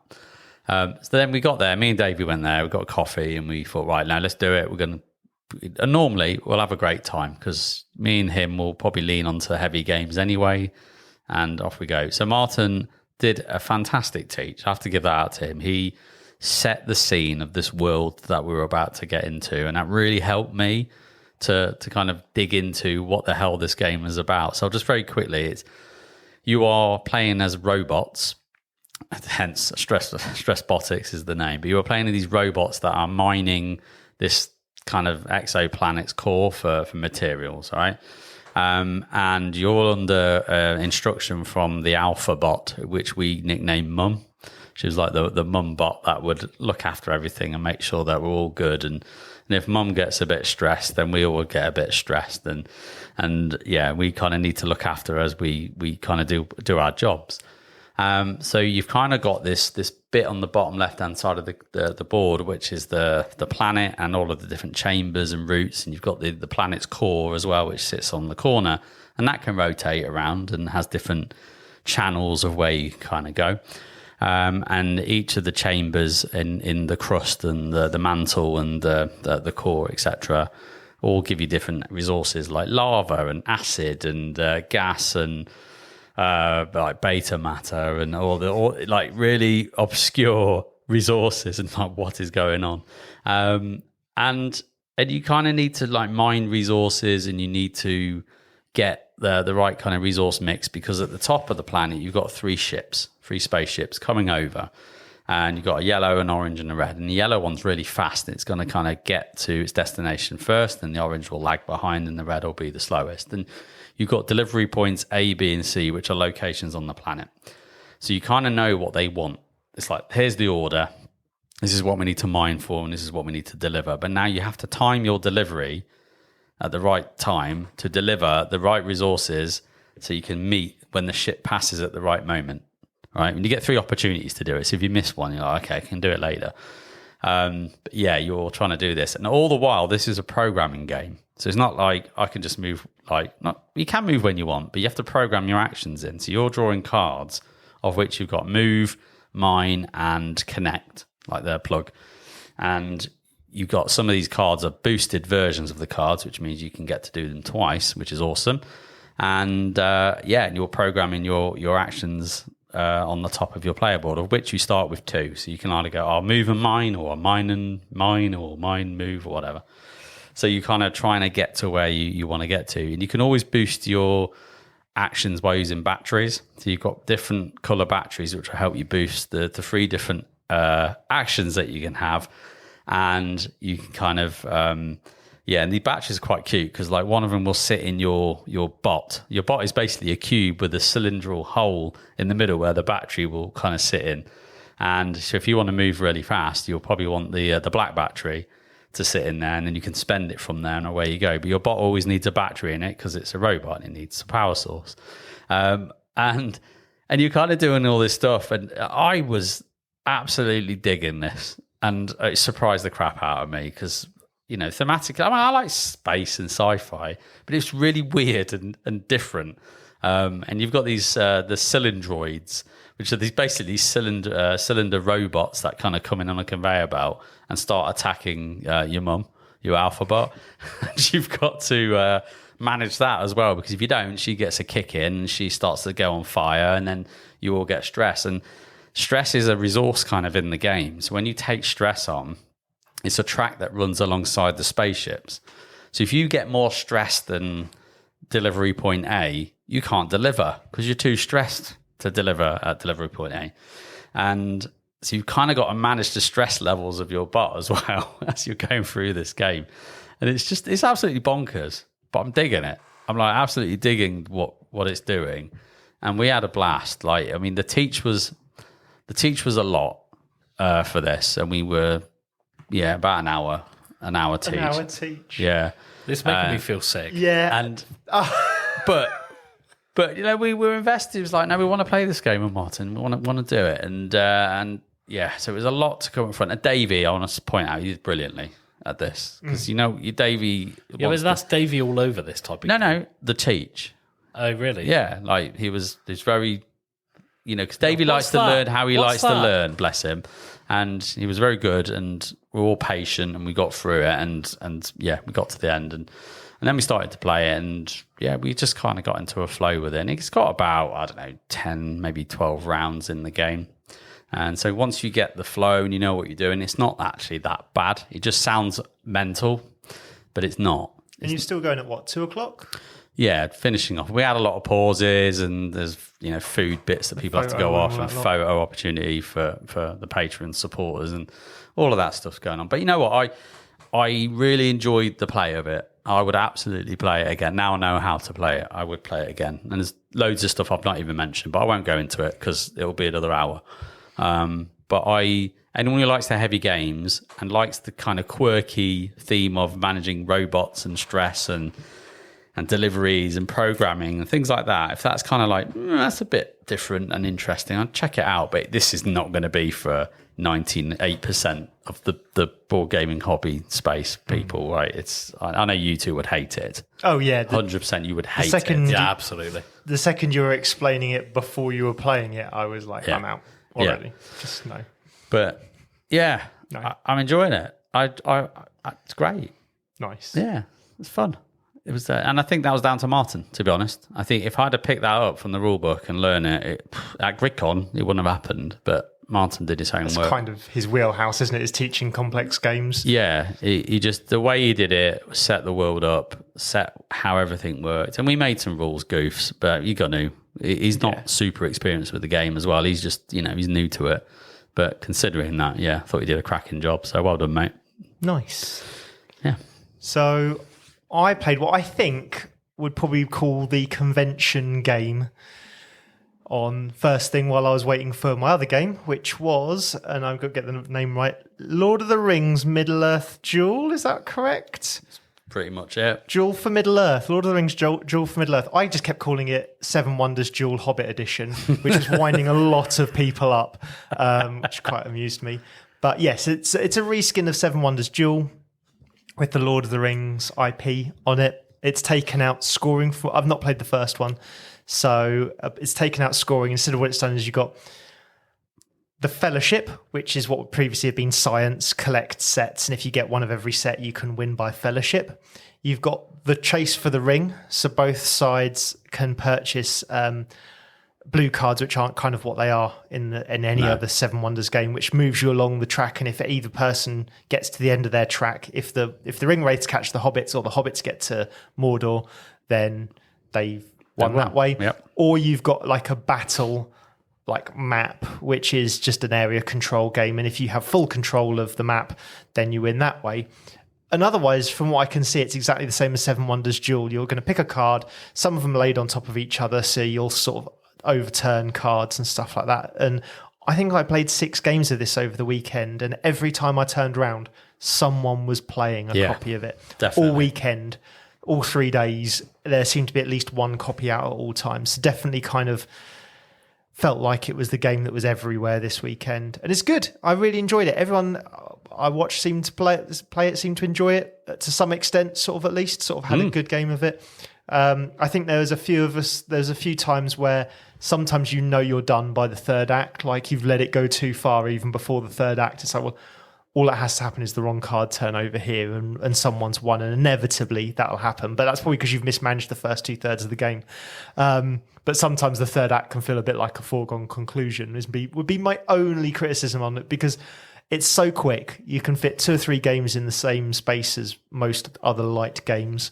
And I picked myself up a copy. Nice. Because I enjoyed it a lot. And there's not many specific 2-player games that I enjoy. No. Normally I enjoy playing 2-player versions of bigger games that are designed for more players, but this was pretty good for that. So. I enjoyed it. I think me and Kerley ended the convention on Lord of the Rings Duel for Middle-earth, and you taught me it, and it was just a nice end to the weekend, because it was just pretty chill. It lasted 20 minutes. You spanked me, but it lasted 20 minutes. At least I got to the third age. To be fair, it was pretty much an accident as well. Like, wasn't the strategy I was going for, but it just so happened that it was just unluckiness. Like 2 cards are the same. The final Fellowship card came up that I needed was the 2 in a row. I had that a couple of times, and you're like, that's what I mean. Is sometimes it's foregone. They've already got 5 of the 6 things they need, and you're like, well, if at any point two Ent sciences. Yeah. I'm going to call them Ent sciences. Ent science. Like, if two of those just happen to be on the same row or close together, the chances are that you've lost already at this point, sort of thing. So I forgot it was a win condition. So Nice. that's on me. But yeah, so I got that done and then went and played what I think might be my favourite Lacerda, which is Kanban. Yeah. So Matt reached out. So Matt, regular listener, commentator, reached out and said, "Look, I know you were talking about a Kanban, wanting to play a Kanban again at some point because we haven't really got it in the group.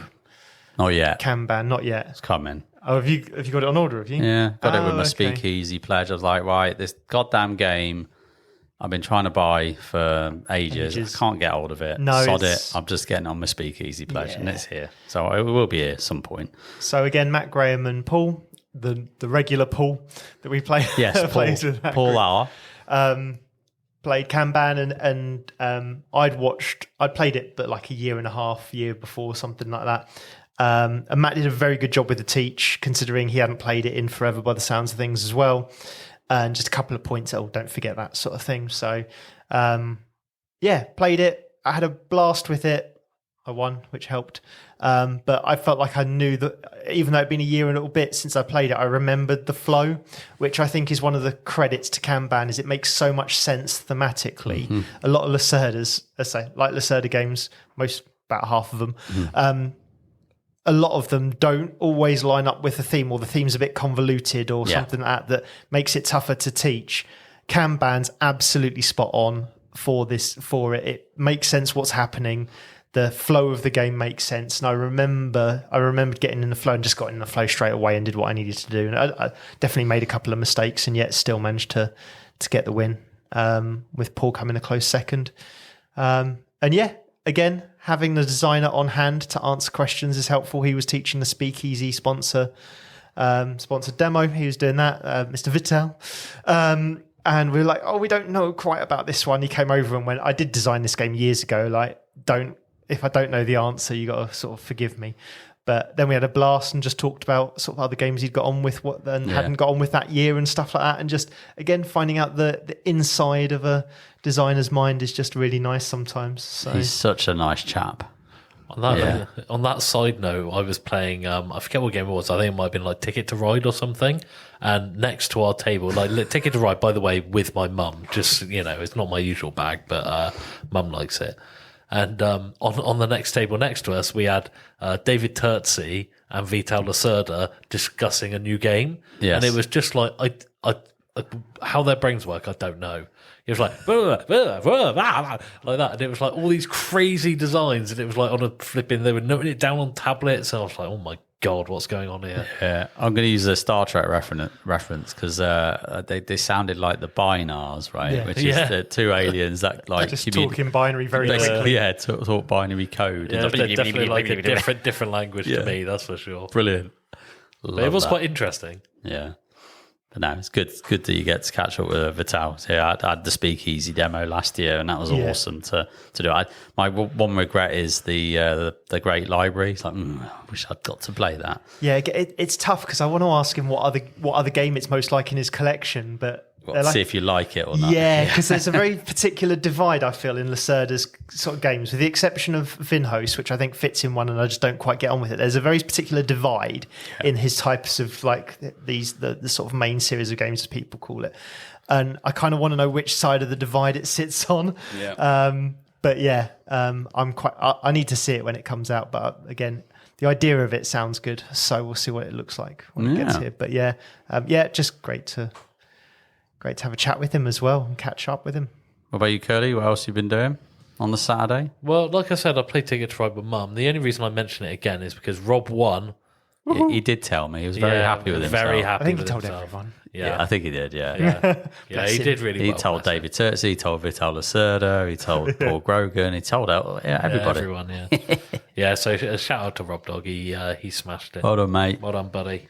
But yeah, apart from that, the rest of my Saturday was just taken up with the captain's chair that we've already talked about. I won't go through it again. Had a great time, but probably wouldn't do 2 in a row again after that. So especially, I wanted, I asked you for the teach, but that was like, with the teach on top, that was about 7 hours of captain's chair. Yeah, it was, yeah. Full day's work of captainship. And I love it. I really want to play it again now, but 7 hours in one row might be a bit much. Yeah, it's fine.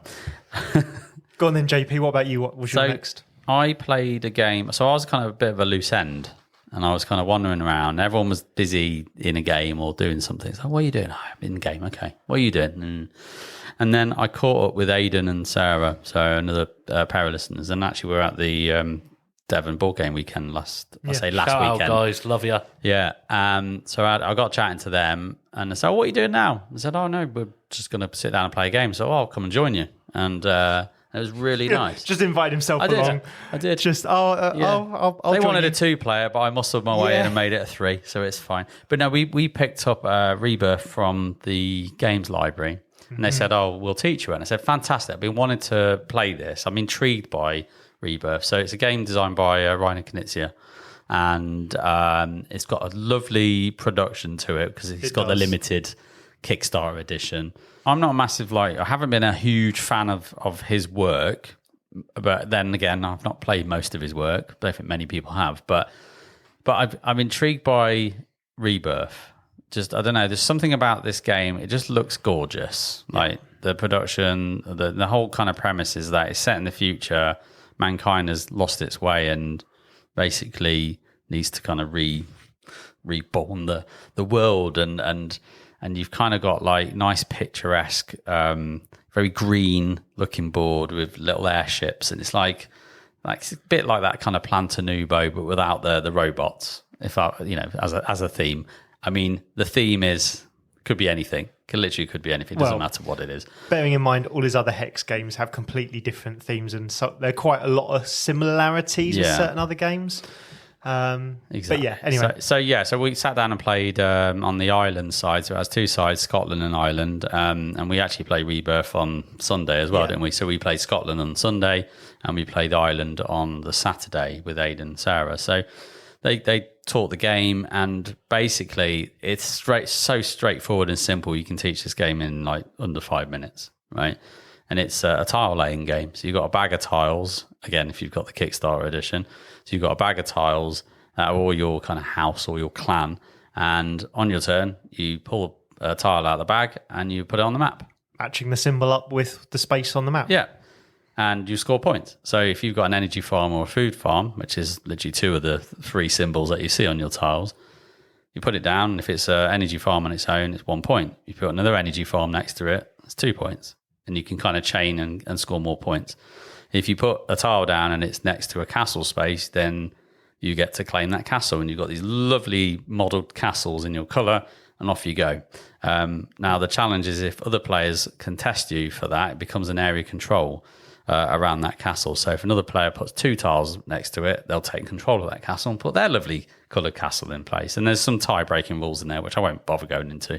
But you've also got, in the Scotland side, you've got these cathedrals. So if you place your tile next to a cathedral, you put your little cathedral marker and you'll draw a mission card. Is that only on the Scotland side? Yes. Oh, I assumed that would be on the other side as well. Oh, I really like that. Unique to Scotland. So you put your cathedral thing, you draw a mission, and your mission is like your personal goal objective. So if you do this cool thing, or if you have the longest stretch of road on the edge of the coast, or if you control a certain castle, or then you get like 8 points or whatever at the end of the game. So it's giving you a bit of direction as you go. And there are 8 cathedrals on the board, and you can kind of maneuver to get those. But it's such a chill game. 8 cathedrals. You can have maximum 8 missions. Oh, blimey, I knew I was doing bad, and I got 4. And you just got to like keep your eye on, has anyone blocked you off? Can you get in there and all that kind of stuff? So, and on the other side, the island side, which we played on Saturday, the difference is really, I mean, it's fundamentally the same game, but you have towers instead of cathedrals, and you have a row of public missions that are available to everyone. I think there's 8. And so you can kind of see what's available. You can kind of see what the race is going to be from everybody. I quite like that. And the tower has tiles on there. So when you go next to a tower, you flip the tile and it gives you a one-off ability, not ability, but a thing that you can do. So it could be you get to go again.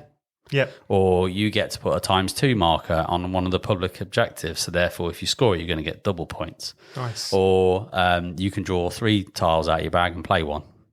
So it just adds a little bit of extra, not masses, but just a little bit of extra to control your strategy a little bit more. Because ultimately, you're drawing one tile from a bag, and you've got to place it somewhere. The other thing I didn't mention is around the settlements. So you've got the tile that you can put into settlement spaces, and they have like 1, 2, 3, or 4 little houses on them, and then again you have a little area kind of majority on influence on scoring those, and they only score when you fill them up as well.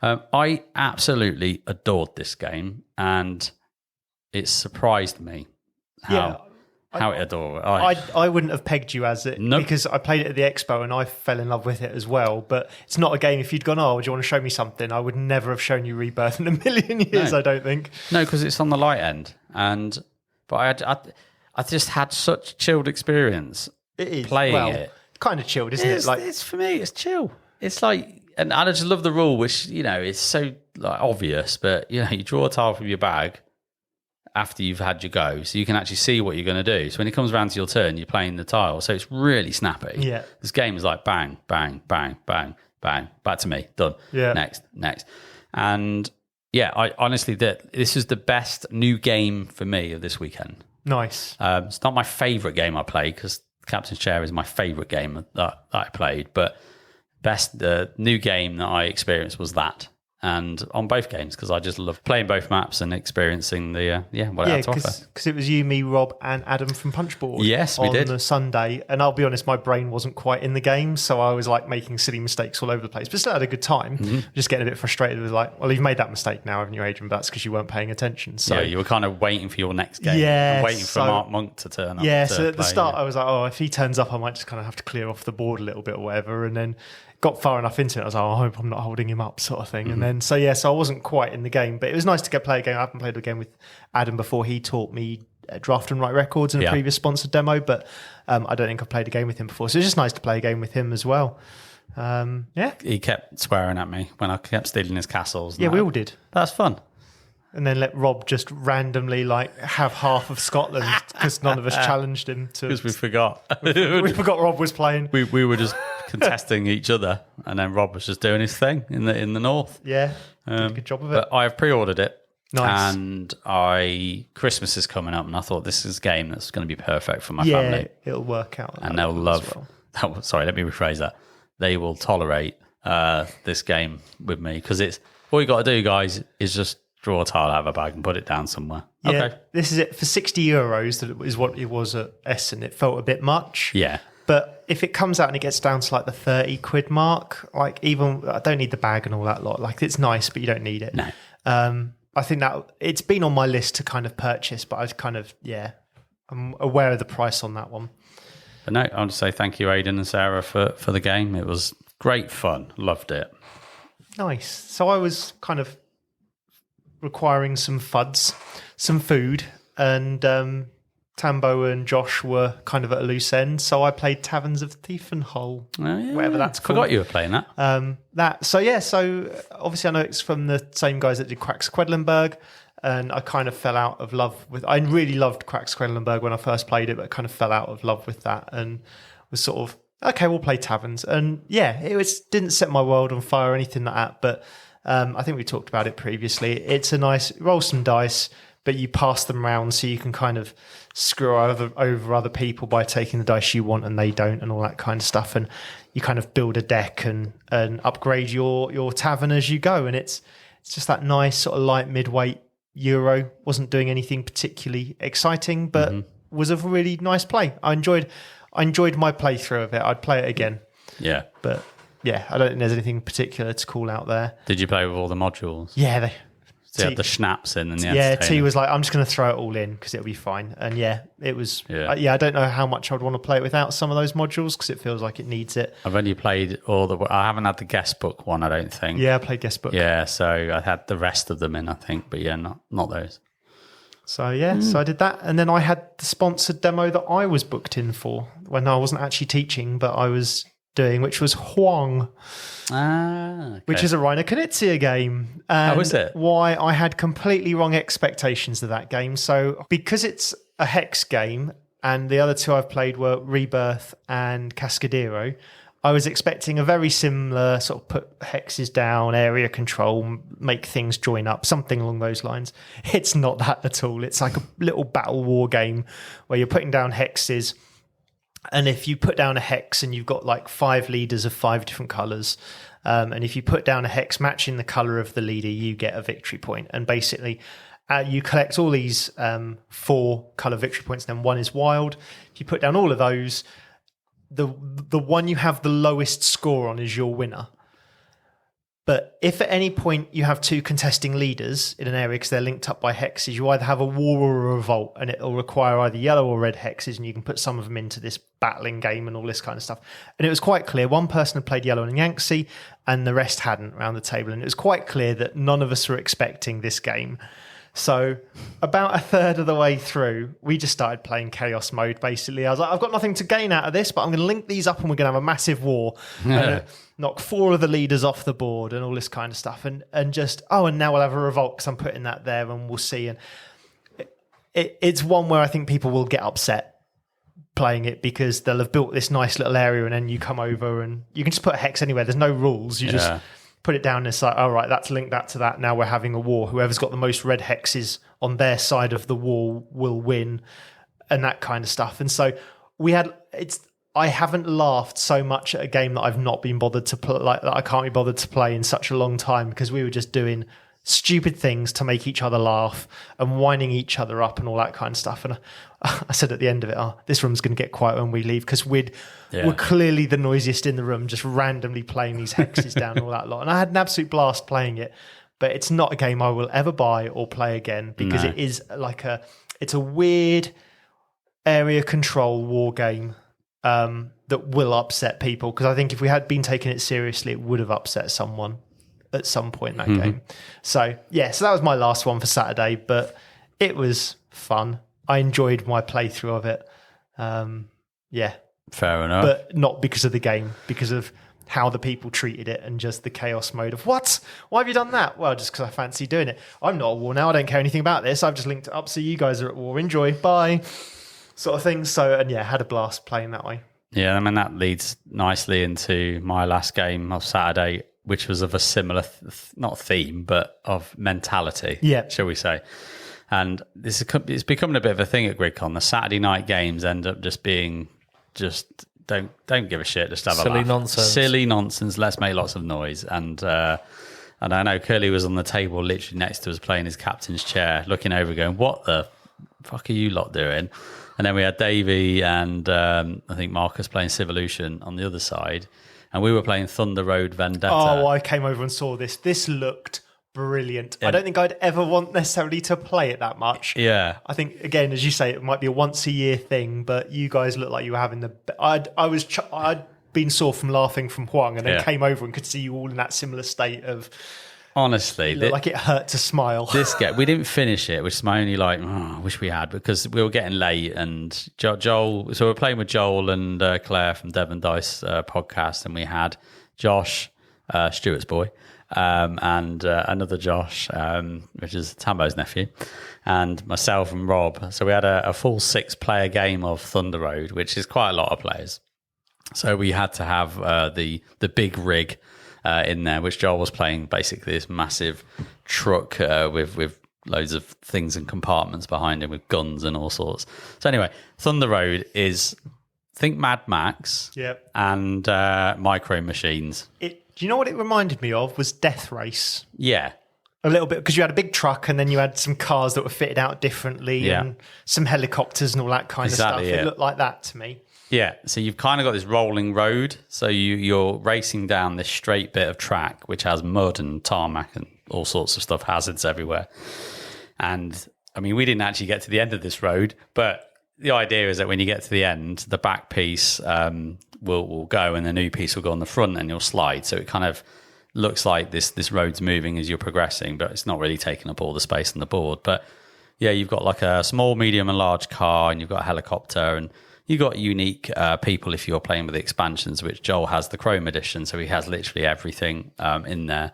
So we've got unique player abilities and characters, and we've got upgrades that you can kind of put onto your your car at the start when you do a draft, and you go, right, I'm going to make sure my small car has a railgun on it, and I'm going to put a big snowplow on this one, and it does all sorts of bonkers stuff. But the premise of the game is just random bullshit, right? Because it is a roll and move, which I was like, ugh, it's a roll and move. But it doesn't matter because you roll 4 dice and you're putting them onto your cars. So you kind of mitigate it a little bit because you kind of go, well, I'm going to put my 2 on my small car and I'm going to put my 4 on that one. And I've got a control board on the side where I can call in the chopper or I can do a nitrous boost or whatever. So there's some mitigation there. But you're on the board and off you go, and you have to use your full movement. You have to do the full thing. So you can kind of guess what's going to happen is you're going to end up crashing into each other. And this is where the fun bit happens, because whenever you crash into another player, purposely or, unintentionally, you sit the cars on top of each other, they stack. And then you roll a dice that says which one's been slammed. And it's either going to be top or bottom. And it will favour the one on the bottom generally. But there is a chance that you will end up being the one that, comes off worse. And then you roll the direction die on there. So you've got like the 6 hexes, but they're not hexes, but the 6 spaces that sit around the space of where the slammed car will go. And it's just caused honestly, the first turn, we all got our cars out, no drama. Rob ends up being on the side of the road on the left-hand side. And we had Joel's big rig literally next to him. And then about, I don't know, loads of cars just in the middle of the road. And then someone came at the back, ended up shunting the back car, and it caused a chain reaction of slam, slam, slam, slam. Car was going everywhere. And then Rob's car ended up being shunted off the road and then back again. And then other cars got shunted into hazards, which ended up blowing things up. And it was just absolute nonsense. We were just laughing so hard because it was like, what is going on? And we were just, we were racing down and shooting each other. And it's chaos. Absolute chaos this game. We noticed you were enjoying yourself. But I want to play it again. And I want to finish it. And I want to play it fully because I want to experience the full game. I think all of GRIDCON realised you were having a good time. It was just it's brilliant. Every Saturday night. Seriously. There's something about Saturday nights, isn't there? Just delirious. You get delirious. Was it Kiss from a Rose was the first one? Yeah. We had what was it? Hunger. Yeah, Hunger. And again, as a game, I don't care for it that much. Not bothered. It's a bit like what you said. It's like it didn't matter at that point. We were just having a laugh with the people that were there at the table, and you could have put probably not going to say most games, but any kind of game that was a bit silly was perfect. And that was just what we ended with. And it was, I want to play Thunder Road again properly. I wanted to play it. And it's just... It looked good. It's great fun. Like, it just brings you back to being a kid. Because I used to make my own games with micro machines where I'd actually have a racetrack. And it was a bit roll and move. It's weirdly had this gear mechanic in there, which says the higher the gear you were, you could only go certain angles. If you want to turn left, your angle was tighter. And if you wanted to go further than that, you initiate a skid mechanic. I had all of this down, right? And it kind of weirdly took me back to that, even though you don't really turn. Yeah, you just kind of slide left or right because you're going really fast down this big Thunder Road. But yeah, great fun. I want to play it again. Don't want to own it probably, but I definitely want to play Joel's copy, his pimped out copy. So yeah, that was Saturday. Nice. Then I went to sleep. Or tried to. Just too excited. Cars. So then we get to Sunday. And Sunday's the day which typically you play the least amount of games, either because, GRIDCON finishes at 6. Yeah. Most people tend to dwindle off mid-afternoon. But I had my demo of Ironwood first thing. And as those who have listened to the SN episode will know, I've done plenty of demos of Ironwood, so it's just a bit of a relax, to be honest. And I had 2 games going on, and we had Fix and Chris on one game, and we had Emma and Jimmy, not board game Jimmy, but another Jimmy playing, and it was just really, again, a pleasure. They were great. They got into it, they had the banter, and just had a blast. I had a blast teaching them. They were very pleasant and just made the whole thing really enjoyable. So yeah, I'm not going to talk about Ironwood. I talked about it before twice. So yeah, that was kind of my entry into Sunday, and I'd played more games, but we've already talked about them. So that was kind of my Sunday. So Sunday morning, I played Foundations of Metropolis, which is the 2D version, I'm going to call it, of Foundations of Rome. Flat version. Yeah, the flatland version. So Arcane Wonders have done Foundations of Rome, known for being a massive box with quite a big price tag on it, with a fairly light mid-weight game in it that a lot of people sort of seem to think was overproduced. Some people like the production level. The production level looks lovely, but it is a bit. And I wanted to play a copy that was the 2D version they've just brought out called Foundations of Metropolis. And Paul W, Welsh, let's call him Welsh Paul, who we've previously sort of gamed with before and has run demos for us before and various things. He said to me, I was listening to your podcast recently, would you like to join us for a game of this? I said, absolutely, would love to. It's kind of been on my list to play, to try out of curiosity. And now I know that they've got a new version of it coming out. That'd be great. So I played with Paul, Marcus, and Andy, not our Marcus, but Welsh Paul's Marcus. And I had a blast. The game itself is fairly light midweight. You are going to buy, you start off drafting some plots, and then you're going to start buying some plots as well. And it's on a grid. And what you're wanting to do is try and draft plots together and stop other people from doing it. And then you're going to place bits and pieces down. And depending upon what you place down, you'll either get money back when you take an income phase, or you'll do population. At the end of each turn, you get victory points for the population you have, plus whoever's got the highest population will get bonus points. And of course, as the rounds go on, the bonus points get higher. So it's kind of more Jeopardy. And then there's civic buildings in there as well, which are basically, if you've got lots of people buildings around you, you'll get bonus points for that.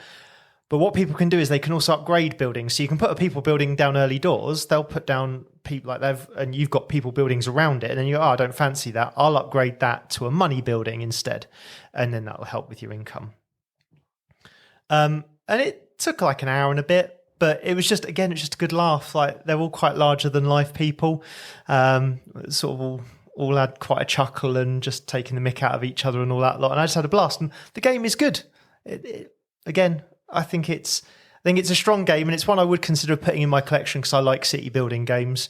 And it's got that kind of waiting for your plot you want to come down so it's worth less, like down the river of cards, but at the same time not waiting too long because someone else will notice it's right in the middle of everything you want and they'll nab it instead, and they'll put a civic building near all your buildings. So yeah, it works. And then we played our game. So I had a good time of it, as much to do with the people as to do with the game. And then I walked outside and Becky is playing Foundations of Rome. Yeah.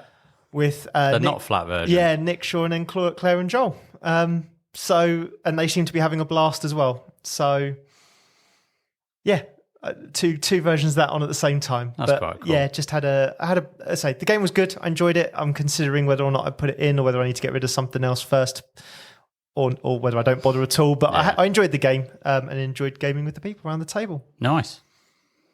So that was my starter. What about yours, Kerley? Yeah, so my Sunday morning was a sponsored teacher of Minos. Nice. Bit of board and dice. Board and dice. No, I really love Minos. I've played it a few times before, just kind of really borrowing Paul Grogan's copy in order to get the rules down, really, and kind of fell in love with it during that time. So, I would say it's probably getting into my sort of top 10, top 5 sort of area for me. Yeah, I absolutely love it. Yeah, it's almost the perfect game for me, where it's kind of like there's enough complexity there. There's a little bit of area control. I love the puzzle of the dice and everything else. There's just so many mechanics about it that I think are really clever. But yeah, feels really satisfying playing. Great at sort of 2, 3, and 4 player. So yeah, just a really good game. I've spoken about it before, so I won't go into detail. But essentially, you're playing as different Cretan clans trying to vie to be the new Minos, which is essentially king in Crete. And the most victory points wins. But what I think is quite interesting about it is 2 main mechanics, which is the dice drafting element, which is basically if if you take dice of the same colour to do your actions that add up to 9 or more, you get to go up for free on one of the tracks to the side, right, of that same colour. But in addition to that, the lower number you take, the more powerful the actions are going to be that you actually do with the main part of the game. So it's always that little bit of push and pull as to whether you want to get the actions that you actually want to do that are more powerful, or do you go for the set collections to boost you up on the side of the on the tracks generally. So yeah, it's just a really interesting push and pull with that. And the third part to that puzzle which is really nice, is the fact that your turners are kind of programmed. So once you select all your dice, you then go through it from your highest dice down to your lowest dice. So not only have you got the 2 bits to think of at the start, you've also then got there's no point, for example, in my first game, I accidentally did my play cards action before I did my draw cards action. Because of the coloured dice that I needed and everything else, and it had totally deprioritized the actual main part of the game, So yeah, just that dice drafting bit at the start is a really nice little puzzle to do. Secondly, the fact that it's kind of an area control game, but it's not. There's no real combat, not really. There's no real contention because you can all sort of coexist, but at the same time you are going around on the map putting down cities and stuff like that. There's just no contention, and I like that as well because it's thematic, because the Cretans are actually well known as being peaceful. They didn't have any wars. They weren't anywhere near as aggressive as the Greeks, for example, so I really like that side of it as well. So the game just really flows for me, and then you add in all of that into the whole goods system, where basically the whole game is all based around getting temporary goods, converting them into permanent goods, which give you permanent discounts on cards, buildings, building new cities, building farms, all this kind of stuff. So you feel like you've got a kind of not exactly an engine, but kind of an engine. You're playing cards, you're upgrading cards to give you kind of a different side of an engine. You've got area control elements, but I think you'd be fine with it, by the way. It's a game that I really want to try. I was down for one of your early games that you're going to play and just unfortunately couldn't make it. Mm-hmm. But yeah, I really do want to give this one a go. It's great. Clever, I think. Yeah. So I did a teach of that one. Like I said, we won't get into the details of Minos because I've talked about it on a previous episode. But yeah, excellent game. Give it a go, everyone. It really did surprise me. It came out of kind of left field, really. And one of my favourites. But yeah, the teach was really good. Went really well. There's a lot going on to begin with. It's not a complicated game, but there's just a lot of choices, a lot going on, and getting your head around that mechanic at the start can be a little bit like, you mean what? And then no doubt you fuck up the first time you do it, So yep. It's just one of those, you have to kind of get your head around that bit to start off with. So, but it's a demo, like you said, it's a demo. So you just kind of got to let people make their mistakes and go, okay, it's not the end of the world. Nope. Good.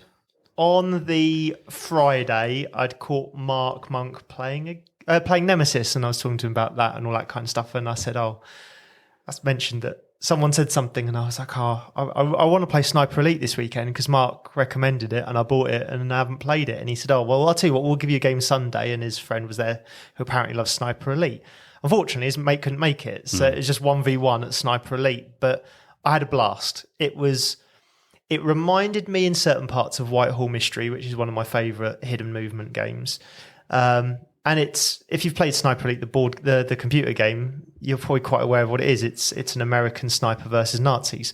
And the sniper is trying to stay hidden and complete a couple of objectives. And this is where it is complete contrast to Terrorscape, because despite the fact that there's 9 models hunting for you, each group of 3 models only has 2 actions, so they're only moving 2 people. And they've got the ability to kind of go, are you in this area? But also you can't do the 2 objectives in the area you start. So wherever they think you started, and you don't have to tell them, but I hadn't shown markers to where it was. Just because he was like, how have you done that? After I completed my first objective, I then showed him the board, which kind of gave him a bit of information away. But if you come on the yellow corner, you have to do red and black, or the white, there's a single white objective sort of thing. So you kind of have to do that stuff in that order. So I made it to the first objective and he was completely at loss, I think it was. So he was like, I think you're over here. And he was literally wandering to the wrong side of the board. And I was like, okay, I've got him here. Did the first objective. And of course, at that point, he knows what's going on. So he's like, right, I'm cornering you in this side of the table. And I was pulling every trick I could think of. I was doubling back on myself. I was doing shots that I didn't need to make to try and kill someone on the wrong side of the board that hopefully trying to that didn't work, and playing cards just because I could to kind of put him off. And I won on the last turn of the game, fortunately, but he made me work for it. I was really sweating this. He had me cornered and he was searching. Literally, I was sat in the corner of the board, sort of fetal position, it felt like, trying not to get caught. And he is searching every square around me, probably thinking, well, he's not going to sit in the corner. But I was like, he's going to search every square around him, so I need to sit in the corner. And then he had me literally hemmed in. The sniper can't walk through an area with a German soldier on it. But if I'm in an area with a German soldier, because they've walked onto me, I can walk out. Yeah. And so he literally had me hemmed in. And this is where I was like trying to shoot people to kind of, which has got a nice bag building mechanic in it. I was trying to shoot people to kind of fool him, and then had to shoot someone just because I had to get out of there. And then sure enough, made it. And on the last one, it was really close. And just massive thank you to Mark, because knowing that his friend was the one who I think really wanted to play it, he was like, no, absolutely, I'm going to make sure I give you the game of it and all that kind of stuff. And I think that was his last game of his convention, because he had to go off for the weekend, for the evening and all that lot. So I had a blast, and it's definitely, I think it was a more traditional hidden movement game, but it took everything I like about Whitehall Mystery and those kind of Scotland Yardy kind of games and just lifted it up to add a little bit more into it. Yeah. So I played cool. I played that and enjoyed that thoroughly. So that'll be staying in the collection, which is Nice. good. And then I was hanging around because I was expecting Paul to need my car to fill stuff up.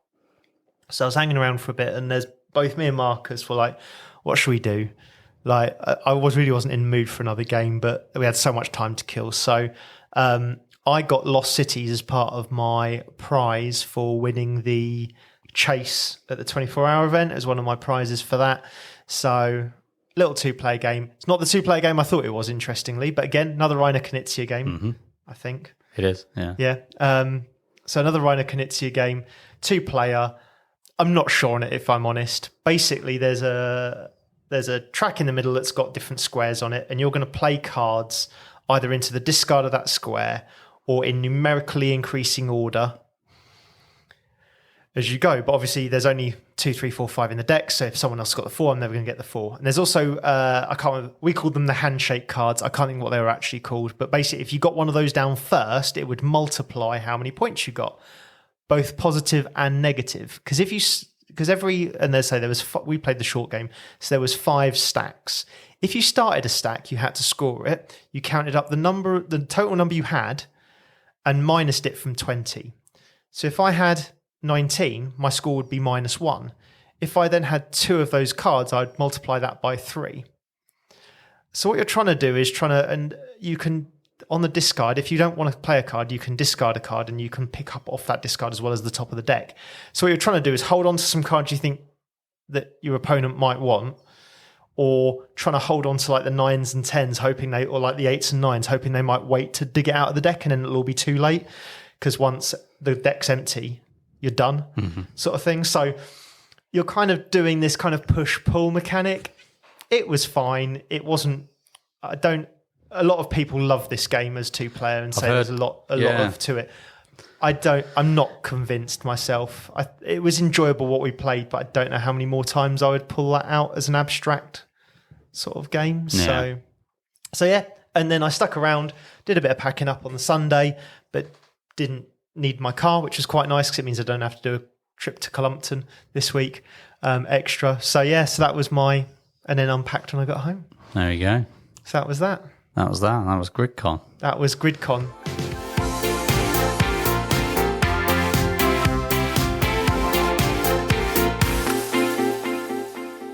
I think big shout outs is, I said to you, didn't I, halfway through the Friday, I'd already forgotten half the people had said hello to me. Yeah. Because everyone was so lovely, so welcoming, as they always are. But now we've been there 3 years, I'm recognising faces, names. Yep.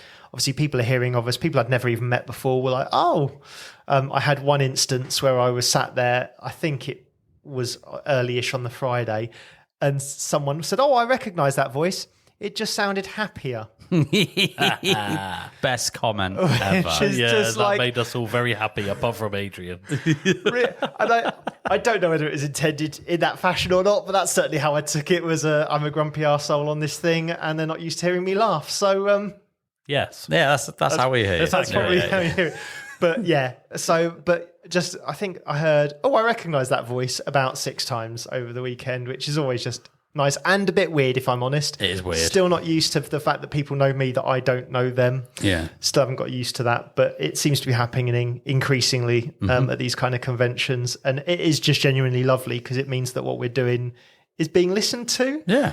And kind of people are still enjoying it. Yeah. Continuing to listen. So, I mean, we're getting nearly to our 3rd year. Yeah. Which still blows my tiny little brain. You know, it won't be long. March next year is our 3rd year. So yeah, wow. Even just saying it is kind of and you know, your besties with Dávid Turczi. You know, I mean, it's just strange, isn't it? 'Cause Yeah. like David, I saw throughout the whole weekend, and we spoke a lot at Essen. Yeah. And when a designer kind of recognizes you, and he's like, "How did this happen? Like, how did this happen?" A designer best friend. I bought XCOM about 6-7 years ago. That was like the entry. And then, and you hear, and it's just strange, surreal, still surreal. But yeah, I echo what you said, Adrian. It's the people that make GRIDCON for me. It's the environment. It's always warm. It's always cozy. Yeah. The Holiday Inn that I frequent for business purposes and meet, that sounds really dodgy. Doesn't it? That sounds really sordid. I don't mean it to be. JP rents out a room on the weekends. I actually generally go to the lobby of the Holiday Inn and I meet my accountant there. Do you stand on the corner? No. And I meet people from work there because it's like a nice place the easy place to get to. Yes. Right? So I'm kind of used to it in that corporate kind of work mode setting. But then when GRIDCON comes, it completely weirdly transforms the entire environment, even though they don't do anything. They don't do anything to the space other than you can see loads of people having fun playing board games. It just feels like you're walking into a real cozy home. You know what it reminds me of? And this, I don't know if I have this feeling of it, but you are bringing this feeling up in me of Cheers. Yeah. Where everybody knows your name. Bum, bum. It is a bit like that, which is different to some other conventions where you maybe don't know as many people. You still have a good time, you're still playing the games, but the more you go to GRIDCON, and I'm sure it's the same as like Baycon and HandyCon and all the others that are out there, Aircon, you just start to get that community in, and obviously majority of people at GRIDCON will be patron supporters for Gaming Rules because they will get early access tickets. All right, so this thing is difficult to get a ticket to if you don't support Gaming Rules as a patron supporter. It's just the nature of it, and that's not to kind of isolate. It's the fact that Paul likes to reward his patron supporters with early access tickets. Well, that's what he said, isn't it? Is literally the convention is put on as a kind of a Patreon perk. So yeah. And that's the way. Thank you to the Patreons for all the support, and it was because of that, which is why I support Paul. Not because he puts on GRIDCON, but because I attended GRIDCON 2. Yeah, that made me want to support, because I thought, God, he's a guy that's doing so much work and put so much effort into a convention that's literally on our doorstep, and I want to support that. Well, wider than that, to the industry as well. He does a lot for people in the industry as well. But what struck me, and I'd actually said this to them, is I realised that Hexy Beast, I hadn't seen him on Friday. And then he was like, I was a bit later and kind of been a bit quieter. I haven't had the camera and all this kind of stuff. But it took like halfway through like a convention, I was like, what I haven't seen that I normally see, sort of thing. And you kind of get used to seeing certain, kind of get used to seeing certain people. I actually didn't see him all weekend. Actually. Yeah, he had a bandana on, and I realised this is going to also sound dodgy. I'd seen him from the back a couple of times, but I hadn't clocked it was him, sort of thing. And then just suddenly thought, I haven't seen him this weekend, and he's normally here. And then sure enough, I noticed him playing games while I was queuing for a drink at the bar, sort of thing. But he said, I've been a bit low profile this year. That's probably why you might not have noticed. But there's so many familiar faces, especially with it being so local to us as well. Exactly. It's great. There we go. I think my best GRIDCON so far. Yeah. I think so. I think I think it probably is mine as well. Yeah. I'm not just saying that because it's the latest one. No, but 3 was really good. Yeah. Like 3 was better than 2, because 2 was at Tiverton. Yeah. Different hotel, different vibe. 3 moved it to Taunton. Yeah. Great. Happy. My first one. And your first one. And it was just leveled up in all kinds of ways. Just the way it worked, the way it flowed and everything. 4, I can't remember if that's the one. No, 3 was the one I had to miss the Friday.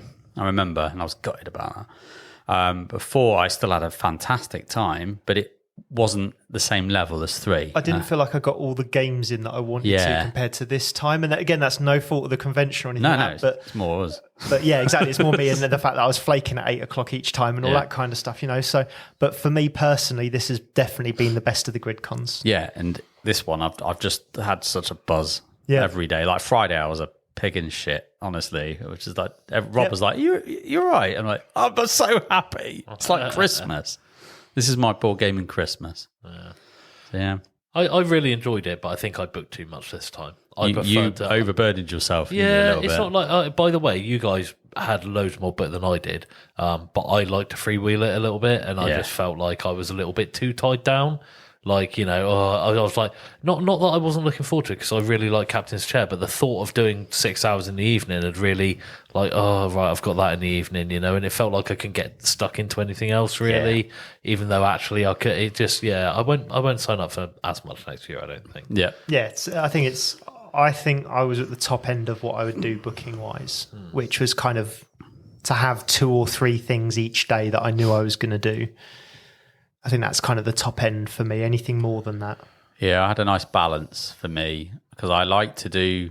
I don't like to organise every game of the weekend. I hate doing that. Some people love it, and I get it, but for me, I find it's more restricting because you can't just find those surprises sometimes at conventions. Well, also the games you tend to book last like 3-4 hours at a time, so you can only book 2 of those in a day, and then you never fill the day up. Yeah, you never quite know when you're going to finish, and it adds stress to a weekend that I don't want stress.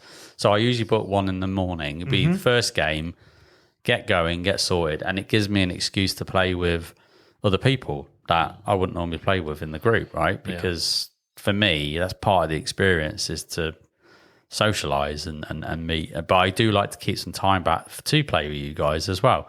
So it's kind of like, right, let's play this or have a laugh, or have that Sunday night game which is completely off the cuff, didn't plan it, just happened to all be free, and Joel said fancy Thunder Road, why not, I'm in.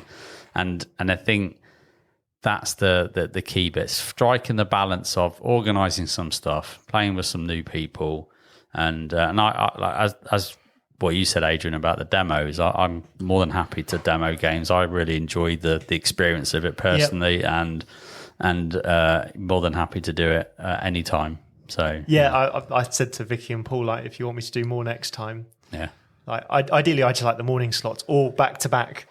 Yeah, just get it all done. I don't like to have to I don't have to wait for the evening. That's my only bit. But otherwise, I'd quite happily do loads more demos. Yeah. Whether people would be happy with me doing more demos is another thing, I suppose. But and if you cheer up, yeah. I felt very happy all weekend. You did. There was only Terrorscape made me grumpy.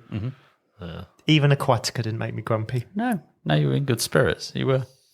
Yeah, most people were. Everyone seemed a level of happiness at least. Well, there, which is good. Cool. I think we need to discuss calling it GRIDCON though. GRIDCON, yeah. What we haven't discussed is, yet again, one of our group won a raffle prize. I completely forgot about the raffle. So I think, and it's a major thing, like $6,000 again, 6.5 nearly. I think it was grand again.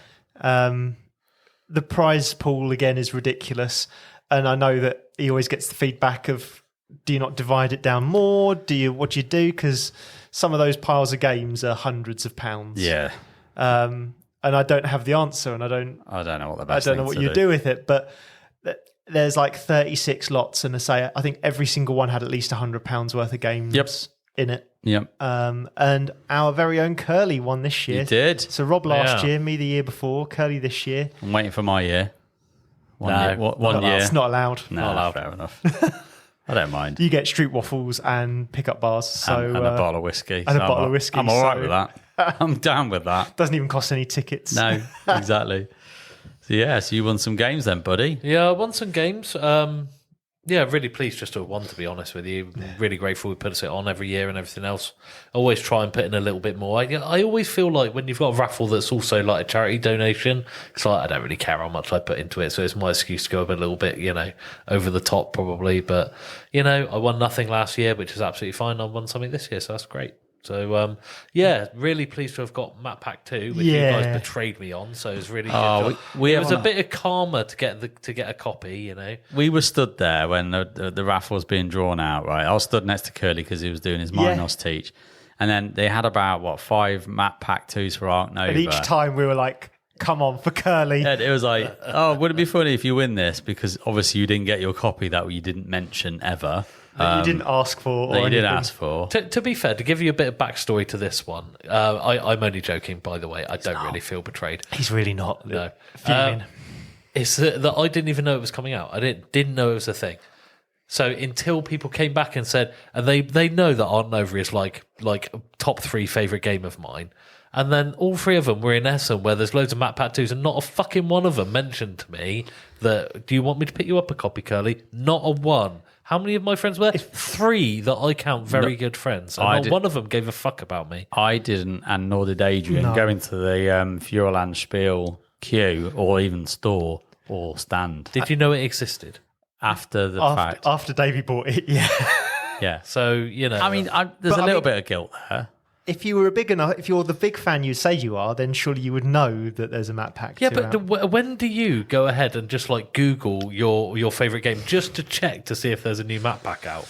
Clearly not enough of a fan. I don't know. I don't Google Ark Nova every now and again just to make sure nothing new's come out. Maybe I should. Yeah. Maybe, yeah. But no, I'm one of those people actually that I do take offence quite easily sometimes, but actually it doesn't bother me at all because I'm really patient when it comes to this stuff. I don't really give a shit. I'll get it eventually. It's not a problem. It makes me happy to try and guilt trip these guys. Yeah, that's what makes me happy. It didn't help though. It worked a little bit, but not as well as I was hoping. Yeah, well, I managed to get Becky a Septimer promo though, didn't I? Yeah, that's it. So it's all right. Thought about Becky, but I got it for. Well, this is it. She, female, isn't it?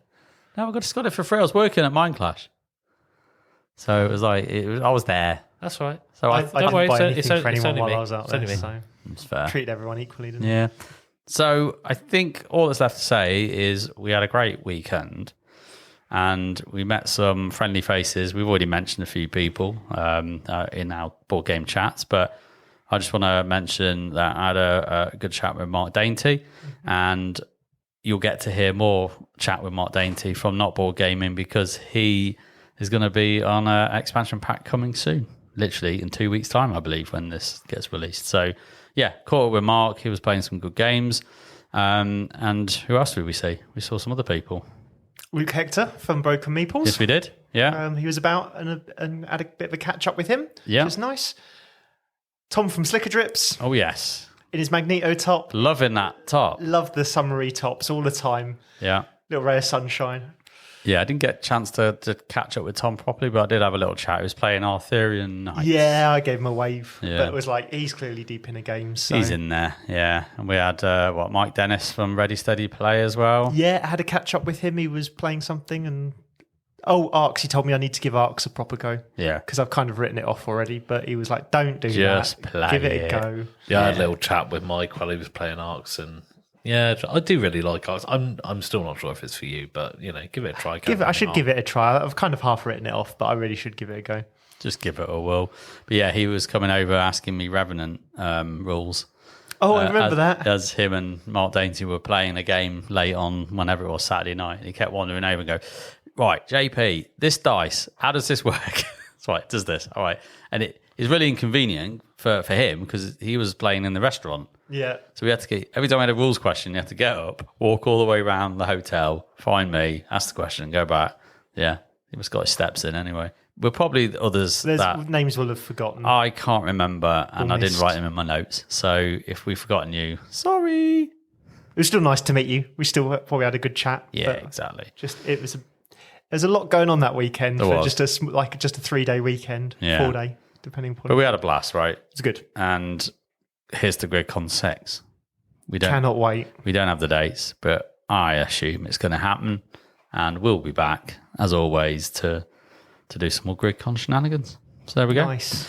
So let's wrap this thing up. Let's go to bed and relax from the post-GRIDCon. So I just want to say thank you for listening to the episode. If you enjoyed the episode, then please share this with any of your friends or someone from your gaming group. And if you want to support the show, you can on Ko-fi, which is Ko-fi. And every little helps with the podcast and makes us continue and do some really cool stuff and be able to do convention coverage just like this. If you want to get engaged with the show, you can do through various different ways on our social media channels, all of which you can learn in our show notes. But other than that, all that's left to say is, whose turn is it? Anyway?